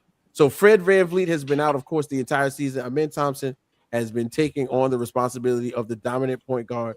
I've been seeing just a little bit of growth for him, because the point is, if he makes a mistake on offense, which he does have a bit of a turnover issue, and he's been trying to make up on that, when he gets back on defense, he's getting the ball back. And that and is, I think, if I'm not mistaken, right now he's like 3rd in steals in the league. But again, when we talk about Amen Thompson, Alperen Sengun, somehow, some way, we throw in a consistent Kevin Durant. These are the things that you need to even sniff an NBA championship. You throw in Jalen Green, who's getting better. Dylan Brooks, who's not, who was at one point in time like a catalyst. You took him out of the picture and you let other players get some more breathing room. And I think that is really what the biggest point is. Dylan Brooks was a presence on that team, but when you take him off of the roster and you let guys like Jalen Green breathe a little bit, like it's working for them. It's a really young team. They're kind of like grabbing on to Kevin Durant's coattails in a sense. And in my mind, as we are discussing this, right? if Jalen Green's not there, right? If Dylan Brooks is not there, we have so much space for other players to just graft and slide into their roles even better. Because it's a young team. It's extremely young. We get a lot of love, or we're giving a lot of love to what Kevin Durant can do as a leader. And Allen doesn't like it necessarily. We know, I know that for sure. But it's still KD. He still practices hard. He still plays hard. And I think that young team is taking on just a bit more of his personality when it comes to both scoring and offense, for sure. And then the defensive side of the ball is where they're starting to make a little bit more of their mark. Because of course, coaching. Coaching plays a part of that too. So, in essence, I think we're forgetting about both the Raptors and the Houston Rockets and their possibility of putting out 6'8" guys all across that court. So. Let me tell you why. The Raptors are a street ball team. The Raptors are a street ball team? Yeah, they don't run offense. They get the rebound, they go. They don't run plays. It's a fast break. Yeah, it's very fast. No, it's not a fast break. They don't run half court offense because they can't. They have your turn, my turn. We talk about how difficult it is for 2 superstars to share the ball. They just have guys who get buckets. They don't know how to pass. Like look at their roster. Their bench is Danny. Trash. Thank you, Danny. Like look at their roster. I hear you, Danny. I hear what you're saying, but the thing is, if ain't nobody else saying what I said, I gotta say it. There are we just named if Bobby got an opportunity to say everybody else can't do it, nobody else can win, then what are we talking about? So, but still, you still haven't given a team that everybody is picking to win that you don't think could do it. And Houston, you just gave us 2 teams that's gonna win and could win it all. That's it. You didn't say here's a team that's not supposed, that might not win. You just said 2 teams that even if the answer was broad as Bobby's, he still gave a team that's not going to make it. You didn't give us a team that's not going to make it yet. This might ruffle some feathers. Kevin Durant can't win a championship unless he's riding Steph Curry's coattails. Kevin Durant can't win a championship because he can't get on the team that has an actual point guard. Like they don't have a point guard. That is also true. That's going to come back and bite them. I mean, it's not his fault that Van Vliet got hurt, before the season started. But here you are again, and you don't have a point guard. I mean, yeah, Amen Thompson's great regular season, but what's going to happen in the playoffs? The boy can't hit the broadside of a barn. We're gonna give it to Shep. They're gonna switch it out and give it to Shep. Shout out to Reed He ain't Shep. gonna switch nothing. Nobody thought Reed Shep's career was gonna look the way it did, but shout out to Shep, man. We're gonna put our best defender on KD and hope he can slow him down. And we're gonna crowd the paint on Şengün so he can't do nothing. And we're gonna dare our man Thompson to shoot the ball, and we're gonna beat y'all by 30 and win the series 4-2. That's what's gonna happen to the Rockets. Şengün is away from the basket too. So Şengün away from the basket too, bro. He get away from the basket. He get away. Not in the playoffs. He's a good regular season shooter. He ain't shooting like that in the playoffs. So my question is still, Whit, you don't have anybody that everybody is picking to win somewhere in the top 5, 6, whatever. Everybody's calling a contender that you have no faith in. I said that you guys had named the my pretenders. Y'all had named the pretenders in essence. I didn't want to be redundant and say them all again. Well, but give us one. Just give us one that you strongly feel that's not going to make it. That's not going to like. Do you feel? I don't think this is a year for Denver. Let's put it like that. There goes one. I don't know where. Y'all didn't say it right, but Bobby said everybody else. For me, this is not a year for Denver in the Eastern Conference, in the Western Conference. Well, he talked about a few teams individually. He said the Spurs. He said that there's no number 2 guy. He said that he gave some teams and gave some reasons. It's just that he said when it comes to the OKC, it's OKC and there's nobody else. Like OKC is going to win the championship. And everybody else. Well, yeah, yeah. So I mean, I got you. Denver, I don't know, man. I agree with your Denver takers. It's not. Yeah. I don't want to count them out. I think Denver could definitely get through round 1. I mean, if they draw Oklahoma City again, I think it's going to be a tough 6-7 game series because that's just how Denver plays us. They always play us tough. But I don't see with what the West has to work with. I mean, right now it'd be the Rockets. It would be Rockets Nuggets in the first round. The Nuggets could beat the Rockets. And I'll say this, right? When it comes to what I think, this is me personally, right? What I thought was one of the most compelling elements to a team like the Denver Nuggets winning was the way that they caught a lot of teams off guard with Jokic and his ball handling and his IQ on the court, and B, the Aaron Gordon dynamic, which I think nobody really took real consideration to, because Aaron Gordon was really the number 1 defender on that team. With him coming off of his injury recently, it's not really been too much of a prevalent thing to have him in that offense. That dunker spot where he's running the baseline and he would get 14 points from just moving on the baseline that year they won. Even last year when it was close, Aaron Gordon played a part in it. You know what I'm saying? Right now, Jamal Murray having, a bit of a resurgence. I can't say he's being what it was. Y'all remember when Jamal Murray was him?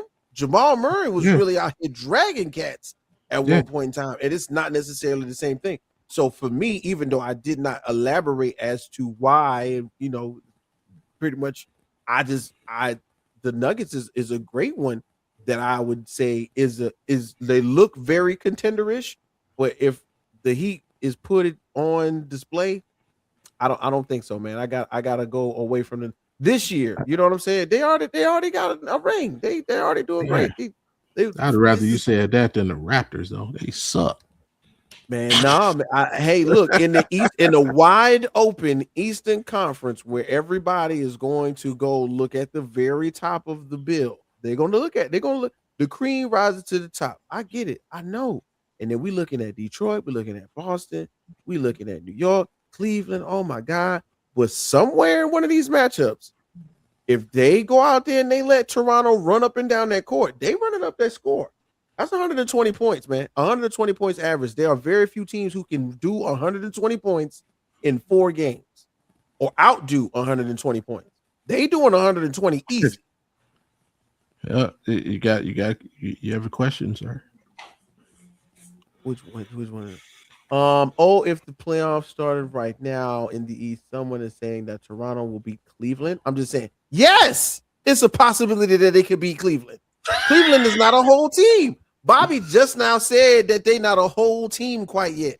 And James Harden just broke his thumb. Dude, hold on, man. Wait, let me put me in the middle. Hey, bro. He said, You know what I'm saying? Jada, hold on, wait. Jada cranked me up by asking me questions on this thing. Let me tell you something, bro.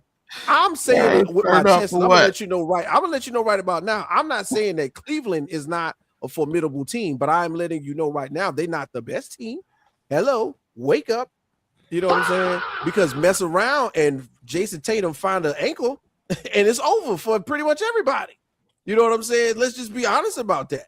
Okay. Now, at the same time, we won't see Boston and Cleveland match up until the very end. But if somehow, some way, we get a random matchup where let's look at it like this, right? And I'm looking at it right now. Let's say Toronto begins to lose, right? Let's say Toronto begins to lose and falls into that 7-8-9 matchup. There's going to be a play-in. There's going to be one of the teams at the bottom being Atlanta, Orlando, or Miami that won't make it. Let's say that they do, right? Then the top 3 teams will be Detroit, Boston, and New York.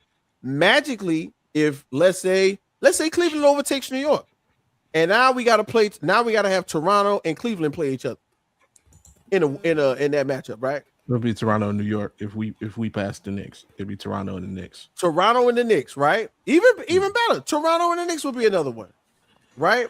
I honestly think right now the Knicks are playing. They're playing beyond their means. Cleveland and the Knicks are playing beyond their means. Jalen Brunson, my dad's a huge Knicks fan. I love Jalen Brunson. I love his game. I love it when they're doing it all together at one time. But it's every time I get an opportunity to talk about the Knicks and feel good, they show me something different. When they got an opportunity to play San Antonio, right? You know why y'all think about San Antonio not winning is because the Knicks pulled something out that we haven't seen. All right. But if the opposite end is happening where they're not playing the dominant center, where somebody has to pull Karl Anthony Towns away and get him out of his comfort zone, just like Jakob Poeltl will, because Jakob Poeltl ain't playing on the perimeter all day, it's not happening. It's not working. You just now told me they're gonna run up and down. Once again, I'm saying this: scoring 120 points consistently is a hard thing to do in the NBA, unless you are in that top 8, top 10 defensive rating list. And are any of these teams that we talking about and comparing, are they in that same range? No, I don't think. But so. they, but they all have if they something that do, the and if they Raptors do don't. shut it down, I gotta see it right now, because right now Brandon Ingram's playing great. You know what I'm saying? Just being real about it. Brandon, Scotty Barnes is shutting cats down on defense. Can Scotty Barnes score and on all 3 levels? Yes, he can. I give him that. He's been knocking down threes consistently, even though he don't get a lot of them. Scotty Barnes is doing pretty good. You know what I'm saying? My thing is this: when it happens, if they lose, cool. I'm not putting all my bread on them. But I'm gonna also say this: there's a strong possibility that put in the right matchup, especially if they're on the bottom half of the playoffs, the Toronto Raptors could beat somebody, bro. Straight up. And make it farther than we are anticipating them losing in the first round. So that's all I'm saying. Yeah. They're not better than Orlando. And Orlando got Wow.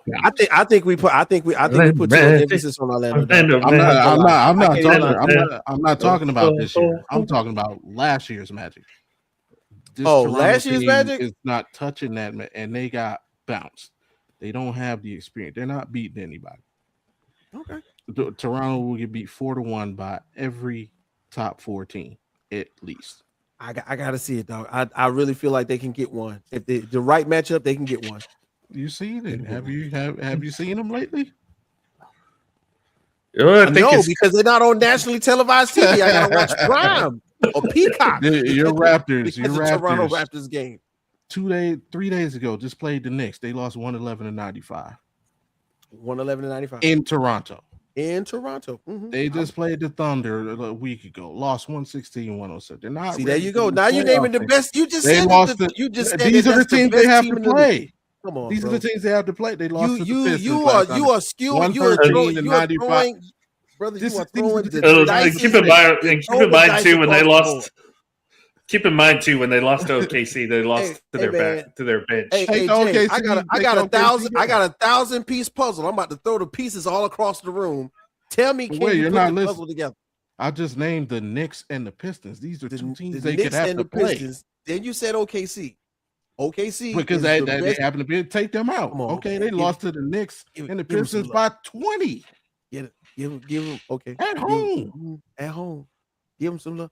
Like I said, No, I'm not giving right them no now- love. They lost by right 20 now- at home. right to two now, teams they may have to see in the first round. 39. What am I and giving 20 them love for? 39 Good try. and 24, 21 and 11 at home, 18 and 13 away. And the Plus two of those 11 losses 4.2 are to two win teams minus that you total. would have to see. On a 2-game win streak. I'm only saying what's there as of right now. They have lost games. This is true.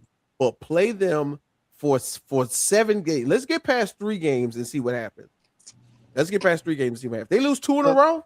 All right, cool. I'll submit to that. I got you. The last 2 times they played the New York Knicks, 119-92, 111-95. They can't. You're 120 points. They can't even hit 100 on the Knicks. And you think this team is going to be? They could have to see them in the first round. What do you mean on the Knicks? On the Knicks, I got you. I'm seeing this. This is the Knicks, but we just talked about them being at the bottom half, and if they're not playing the Knicks, I think they could be somebody else. Period. They can't beat the Knicks. They're gonna beat everybody that's better than the Knicks. Hey man, come on, man. You skewing the board right now.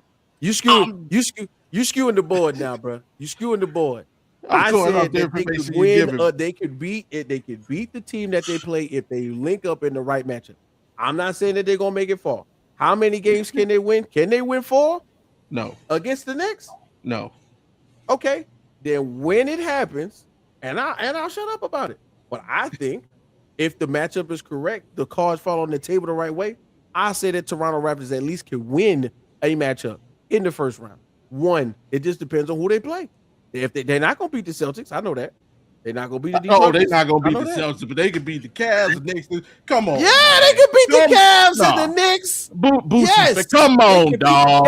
Come on, man. No, all right, they can't beat the Celtics. The Celtics got a cripple playing power forward. They can't beat the Celtics. No. Come on, man. Let's move on. Let's move on. I'm not going. Jay's smiling because he's finally happy it's not him for a change. No, let's move on. I'm not falling. No, I'm not going for that. No, they're not beating this. These dudes got Peg Leg McGee playing power forward. They can't beat. Come on, man. Here's the deal. Here's the deal. Come on. But here's this the dude deal. played one game. I'm yet to see Toronto even move past forward and after the first round, man. So like, I'll love to see it, man. But no matter what Toronto puts out there, they always end up somehow getting skunked by 40, and then it's like, oh, this Toronto, and they end up going back home, and that's it. So like, I wish you well in that. It's just that I'm clipping this. I'm just trying to move on to the damn trivia, man. I'm ready to ask the question. Yeah, no, you got Danny in here calling me out. You got Bobby in here attacking me. Okay, I'm defensive. All right, I'm defensive. I am in the corner by myself now. That's all right though. That's all right. We good. I would like to also point out if the Lakers continue to fall like they have been, we're going to get a playing round of the Lakers and Warriors again. I mean, hey, we talked about that before and said we was going to be seeing some play-ins with the Lakers and the Warriors, and here we are. If I wanted to watch a bunch of old folks play basketball, I'd go catch the next flight to Boston. I think Danny's gonna win the trivia, y'all. I think Danny's gonna win the trivia. We good, man. We ready for some trivia, Hey, bro. man. Hey, go I ahead, got- man. Get the questions going, bro. Let's go. Start Hey, asking questions. the Paralympics Man, just everybody, started. we We on an got to even tell your playing boy field, Jason man. Tatum they need an extra Oh player. shit! You Oh know? no, See, man. all right. Nah. You Like, know, I okay, got you, right? I got you. I got Wait. 14 questions, but I think I get a winner in 14. I got some All side right, questions ready. let's go. All right, so this is what I want everybody to do when you know the answer. I also have a couple of multiple choice, not very many. All right. This is some pretty pretty tough NBA trivia questions. Now I'm serious. Like I remember I had questions in the past. Y'all was like, damn, where you get these questions from? Like they too easy. Okay, bet. Got y'all this time. I don't even think I don't see too many right answers. I got a couple of give me's in there, little give me in there, here and there. And I'm gonna go ahead and start it off. I want you to your buzzer is your name. You have to say your name, and then I will then accept that person's answer. Now, this is a basketball show. So guess what? It's make it take it. So if you get the question correct, I then ask you the next question. And Okay. of course, if you're not, correct, then I will give everybody, the other two a chance to answer the question. But again, your name is your buzzer. All right. So let's start it off. Which team has the longest winning streak in NBA history? Bobby G. That just got broke. Did they break it? I'm gonna say the Lakers just to be safe. 33 games.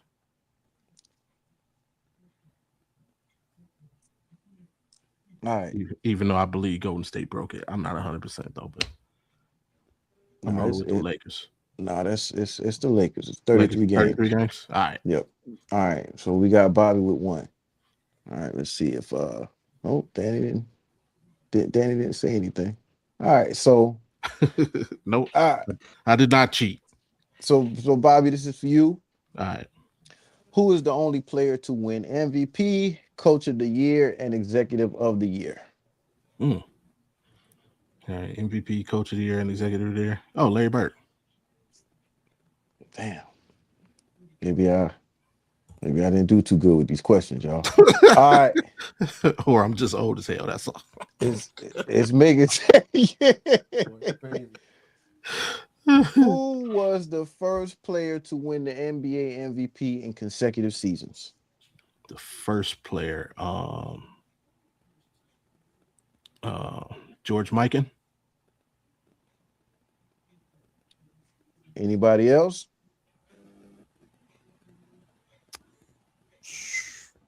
I mean, the only other person I'm thinking is like, He said Wit. that. Okay. Wit. So I was supposed to say me then the answer, right? so Maybe. oh yeah, Bobby, you still can if you want to. If you think you have the answer this time, you can say your name. Wit, what you say? I was just gonna say Wilt Chamberlain. Anybody else? I'm gonna let it. I'll I'm say. gonna let the clock run out All right. So with because it's that, still on me, right? I'll say one. No. I'll say one. I got one. Oh, Just a random. This just showing my age because I know what's wrong. I'm gonna I say know you Bill about. Russell. I know you, I'm gonna say Bill Russell.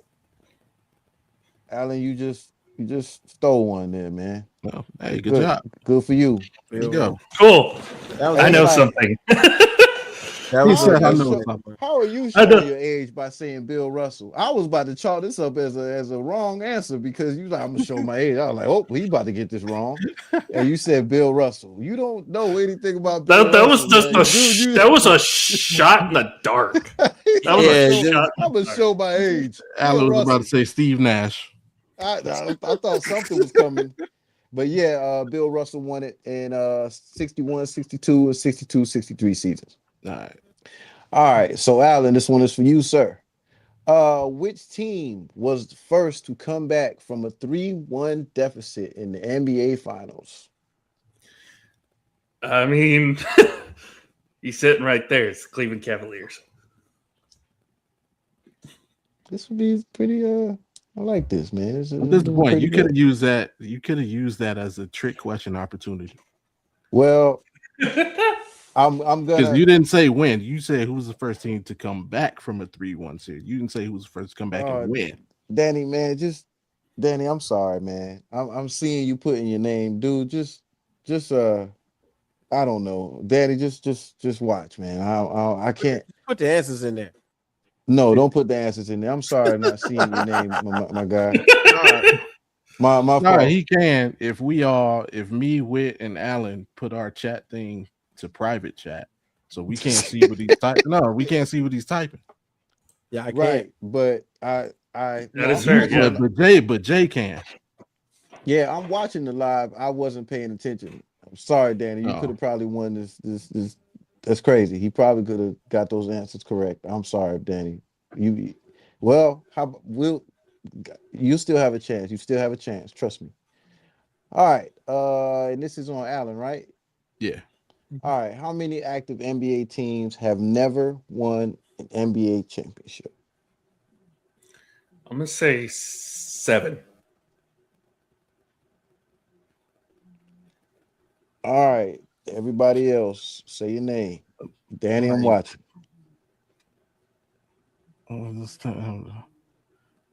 Why? Yeah. You clicking with what you clicking, man? I'm in here like actually about to put y'all up on here because I'm trying to move this around. Yes, baby. Hi. We'll do something for you. No.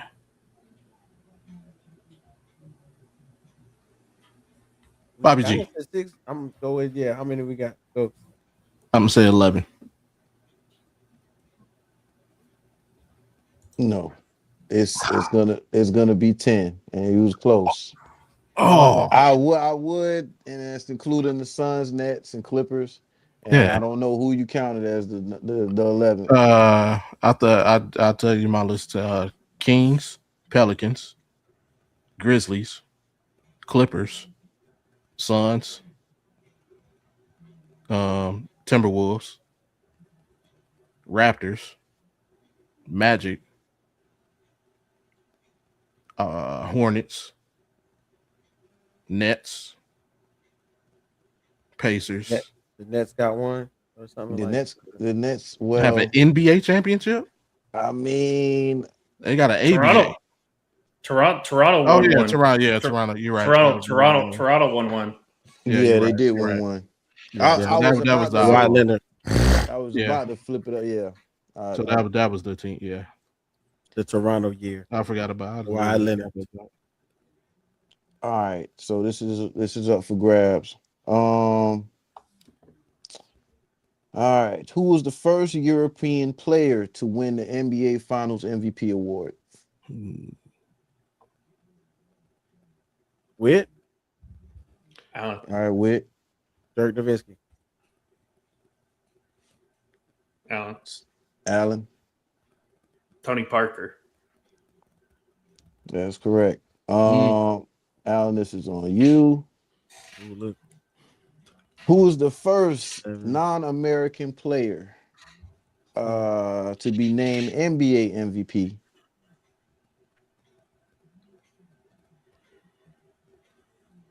Non-American.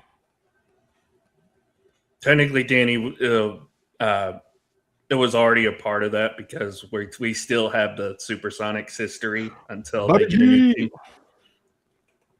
I'm Hakeem. All right, Bobby, that's one's on you.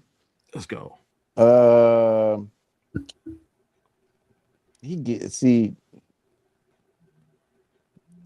This might be an easy win. Somebody. Who was the first player in NBA history to be unanimously voted MVP? Steph Curry. Maybe I should have did make me take it. Because it seemed like when somebody gets a question correct, it's like the easiest question in the world after that. Now, that's just the makeup for giving Allen the Cavs question. That's Yeah, that's the universe. that too. Who was the first African American player to be drafted by an NBA team? Sweetwater. Oh no. Whit, this is on you because I have no clue. Full name? I don't know it. No, I'm We not just gonna, had. I refuse to look it up. I refuse to look just it up. seen these pictures. I refuse to look it up. I can't remember his first name though. We just seen these pictures. Yep.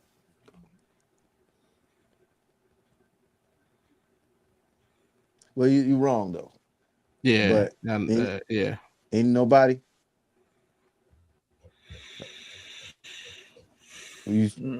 Okay, and I'm gonna help out. I'm gonna help out here. It wasn't Nathaniel Clifton.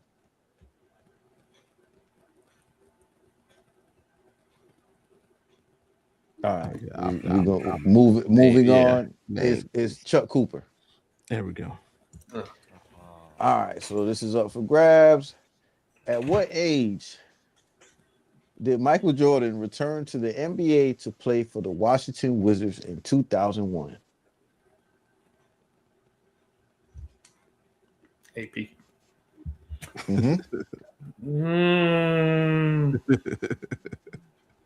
39. Bobby G for the steal. Go ahead. 38. All right, Bobby, this is on you. And Alan, well, Whit, you keep doing what you're doing, Whit. Hey, I'm making sure somebody's not pouring juice on my floor right now. My bad, y'all. You got it, bro. I got you, man. So Alan, you have a chance. Damn. I'm sorry, Danny. Charles, he probably killing it over there, ain't he? Well, I'm gonna give Danny one though. I'm gonna give Danny one sooner or later. Yep. Watch. Which team drafted Kawhi Leonard before trading him to the San Antonio Spurs on draft night?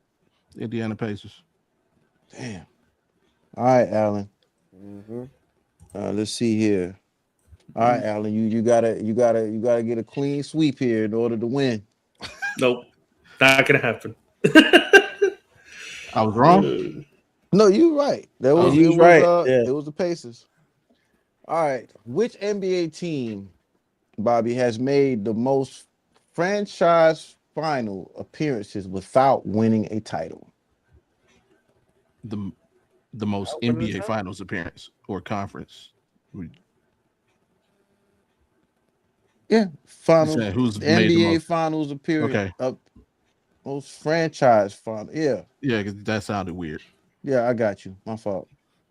All right, so who's made it to the most finals appearances without winning the championship?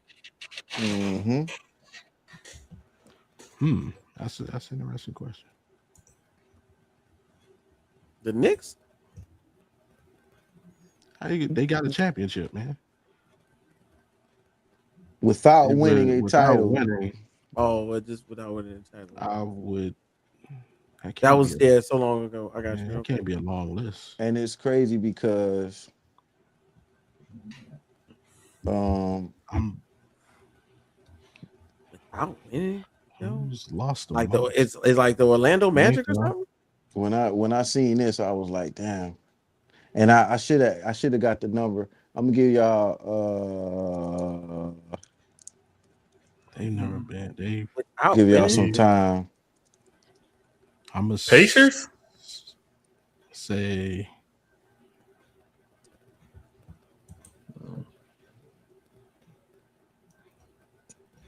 the they went with that. That's a good one though, but interesting. Very interesting. Because you got to think about it, like the Portland Trailblazers. Man, stop. No, for real. Yeah, they're about to say they got one though, right? Oh yeah, they did win. They won in 77. My bad. But they fell. The Kings. It got one. No, Kings ain't Nah, never been. it's actually the Suns, y'all. They lost to Uh, Barkley. They yeah, the lost Barkley to the days and the Celtics one they just one. now went back and They tried to lost get in to. 76, they Oh yeah, lost in lost. 93, and they also lost in 2021. Yeah, I'm to the I'm still Bucks. a little iffy about that one. All right, well, I mean, for the heck of it, I only got two more questions left. Which player managed to win the NBA Finals MVP award even though they were on the losing team? Jerry West. Well, pretty much. Shout out to Jerry West, bro. Who? Yeah, Jerry West. Jerry West, a real baller. Who's saying this? Oh no, y'all been yeah, Bobby got it. Whoever.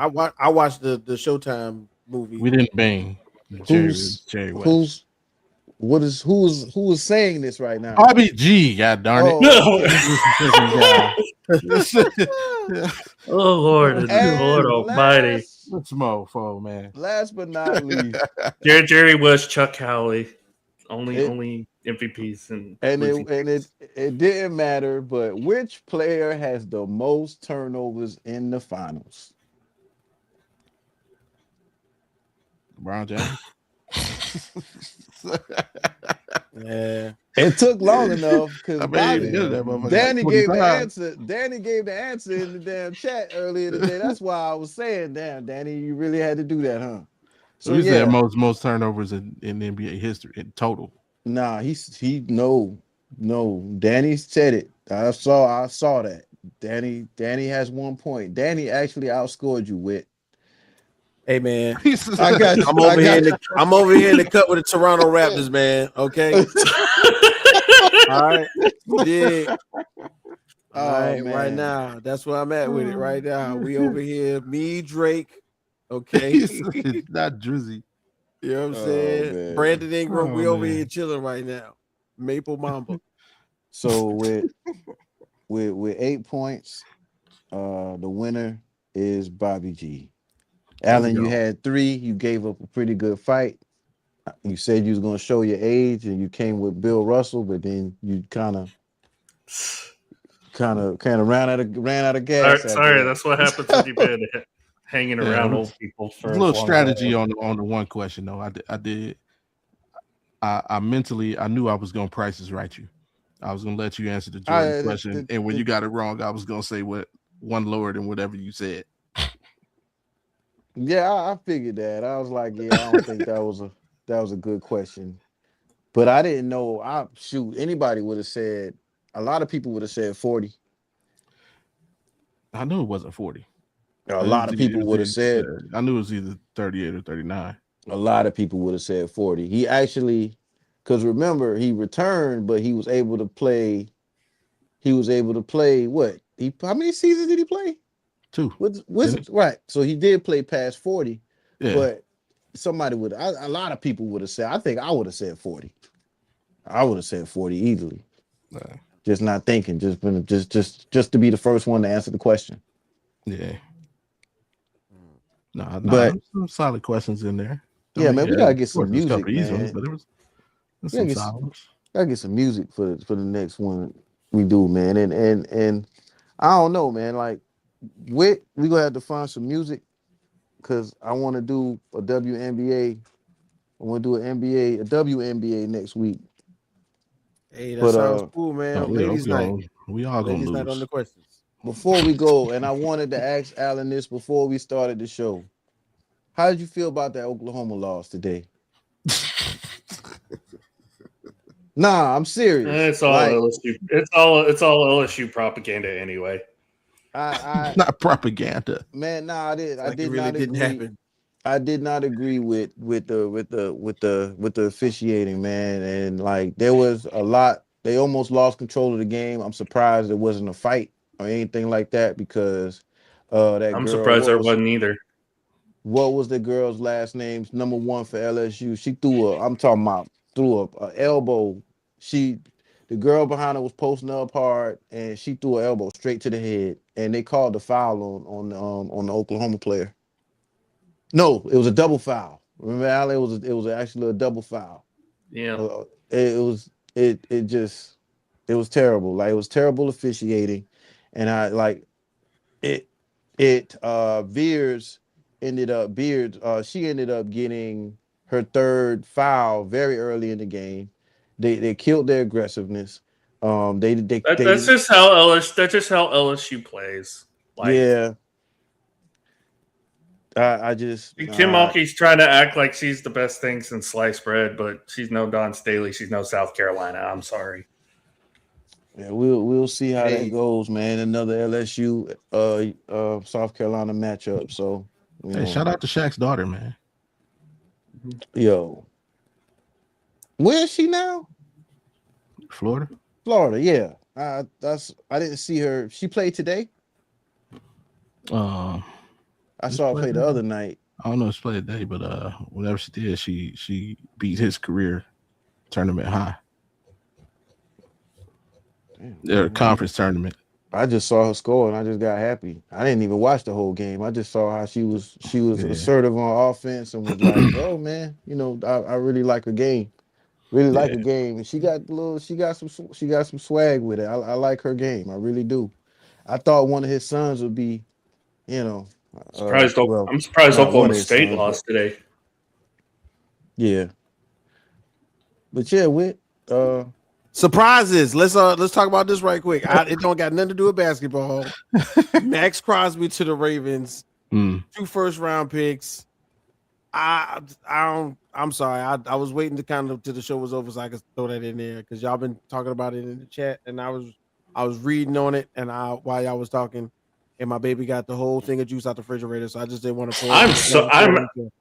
You know what I'm saying? Here's the thing. Here's the thing.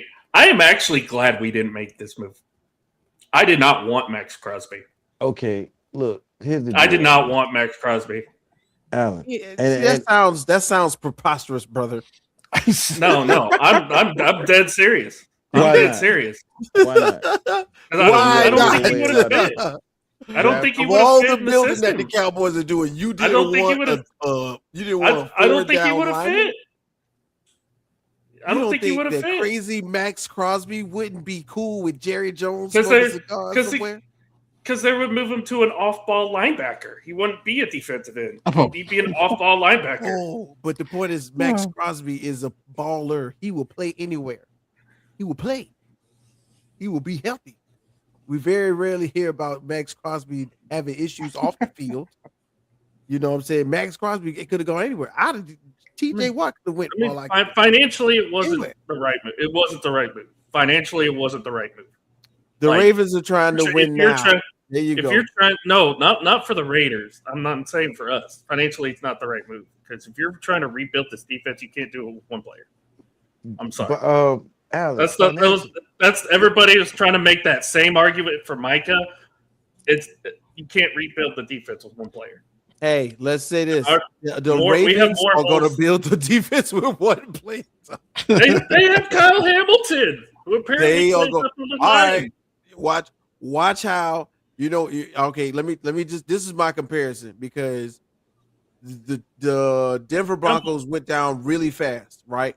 Von Miller was everywhere but nowhere at the same time for about 3 years. Then all of a sudden we just left. But Von Miller was the antithesis of the 4-down outside linebacker playing in that 3-4, standing up. And then all of a sudden it took off. It worked for 2 years and he got a check. That's it. That's all you want him to do. That's all you want Max Crosby to do. For it to work one time. At the end of the day, I just felt like if we had made that move, I get it. A lot of people would have been excited. Oh, Jerry actually did something for once. The thing is, if it didn't work out this year, we're in cap hell for the next 3-4 years. You in cap hell now? I know. That's exactly what I'm trying. It's what I'm trying to say. What I'm trying to say. Financially, we can't do it. Yeah, I don't understand why we even tried. Financially, you can't even do it. I don't know. It's the same thing with Micah last year. Financially, you could not do it. You could not give him what he wanted.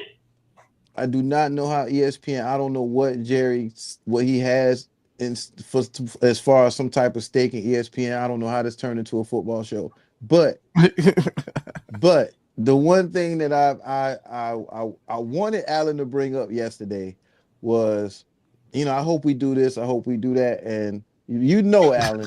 But the thing that gets me is how in the hell did ESPN sit here and make a whole big deal about, yeah, they cleared up 66 million. But did anybody know they were $49 million under the cap? Exactly. We made the We have freaking the we news. Y'all literally made news that they actually cleared up $66 million and we had had the interviews worst and cap. all. We had the worst cap space coming into the offseason. We had the worst cap space. No. The worst And is literally Kansas we were City. like, Kansas City was worse at 52. Kansas City dead last. No, when the Y'all were Saints- number we were 29. like, oh, we're the Y'all Saints. went from 29 to 19. the whole reason we're clearing cap space anyways to pay George Pickens. It's not to get it. I mean, they're still trying. Apparently, they're still trying to get Trey Hendrickson out of the deal. But Hey, hell, Yeah. you called me in the office. You say you want to restructure my contract. Let's go. they're literally trying to pay George Pickens so he doesn't play on the franchise tag. Drinks Well, on me tonight. There you go. All right, guys. We done turned the basketball show to a football show. Yeah. But I think we did great. Danny, it is almost tomorrow where I'm at. All right. Yes, it is tomorrow, today, right now for Yeah. us here. And I think we did great. Alan, we appreciate you. Bobby G, once again, shutting it down. Congratulations on the winning the game. And Jay, thank you for the trivia, Absolutely. dog. Like, Yeah. this was actually a spike in the punch today. I think it was a great addition, man. So I can't wait till somebody like Evan gets in here and has a little more basketball knowledge and can spout out some more answers for us. But don't forget, you guys, like, share, subscribe. The Rec Room Sports family of podcasts on YouTube. You can find them all day long right there on YouTube. We got so much going on. Big shouts out to we got Tanner Dawson from Basement Brew Fantasy Sports. They will be doing a tournament rendition of Lock It In. I can't wait for that. So make sure you check that out. So Twitter, make sure you follow us. Instagram, make sure you follow us. And then, of course, on YouTube, we will be representing. So make sure you follow us there as well, because it's going to be at TheEREC Room Sports Hub. Again, we had a great night. We had a great Thursday. We're going to have an even better week next week. I can't wait to get around to it, fellas, man. Thanks again for showing up and showing out. Pray for the Raptors. That's it. Pray for the Raptors. Hey, man. I've been running through the six with my way.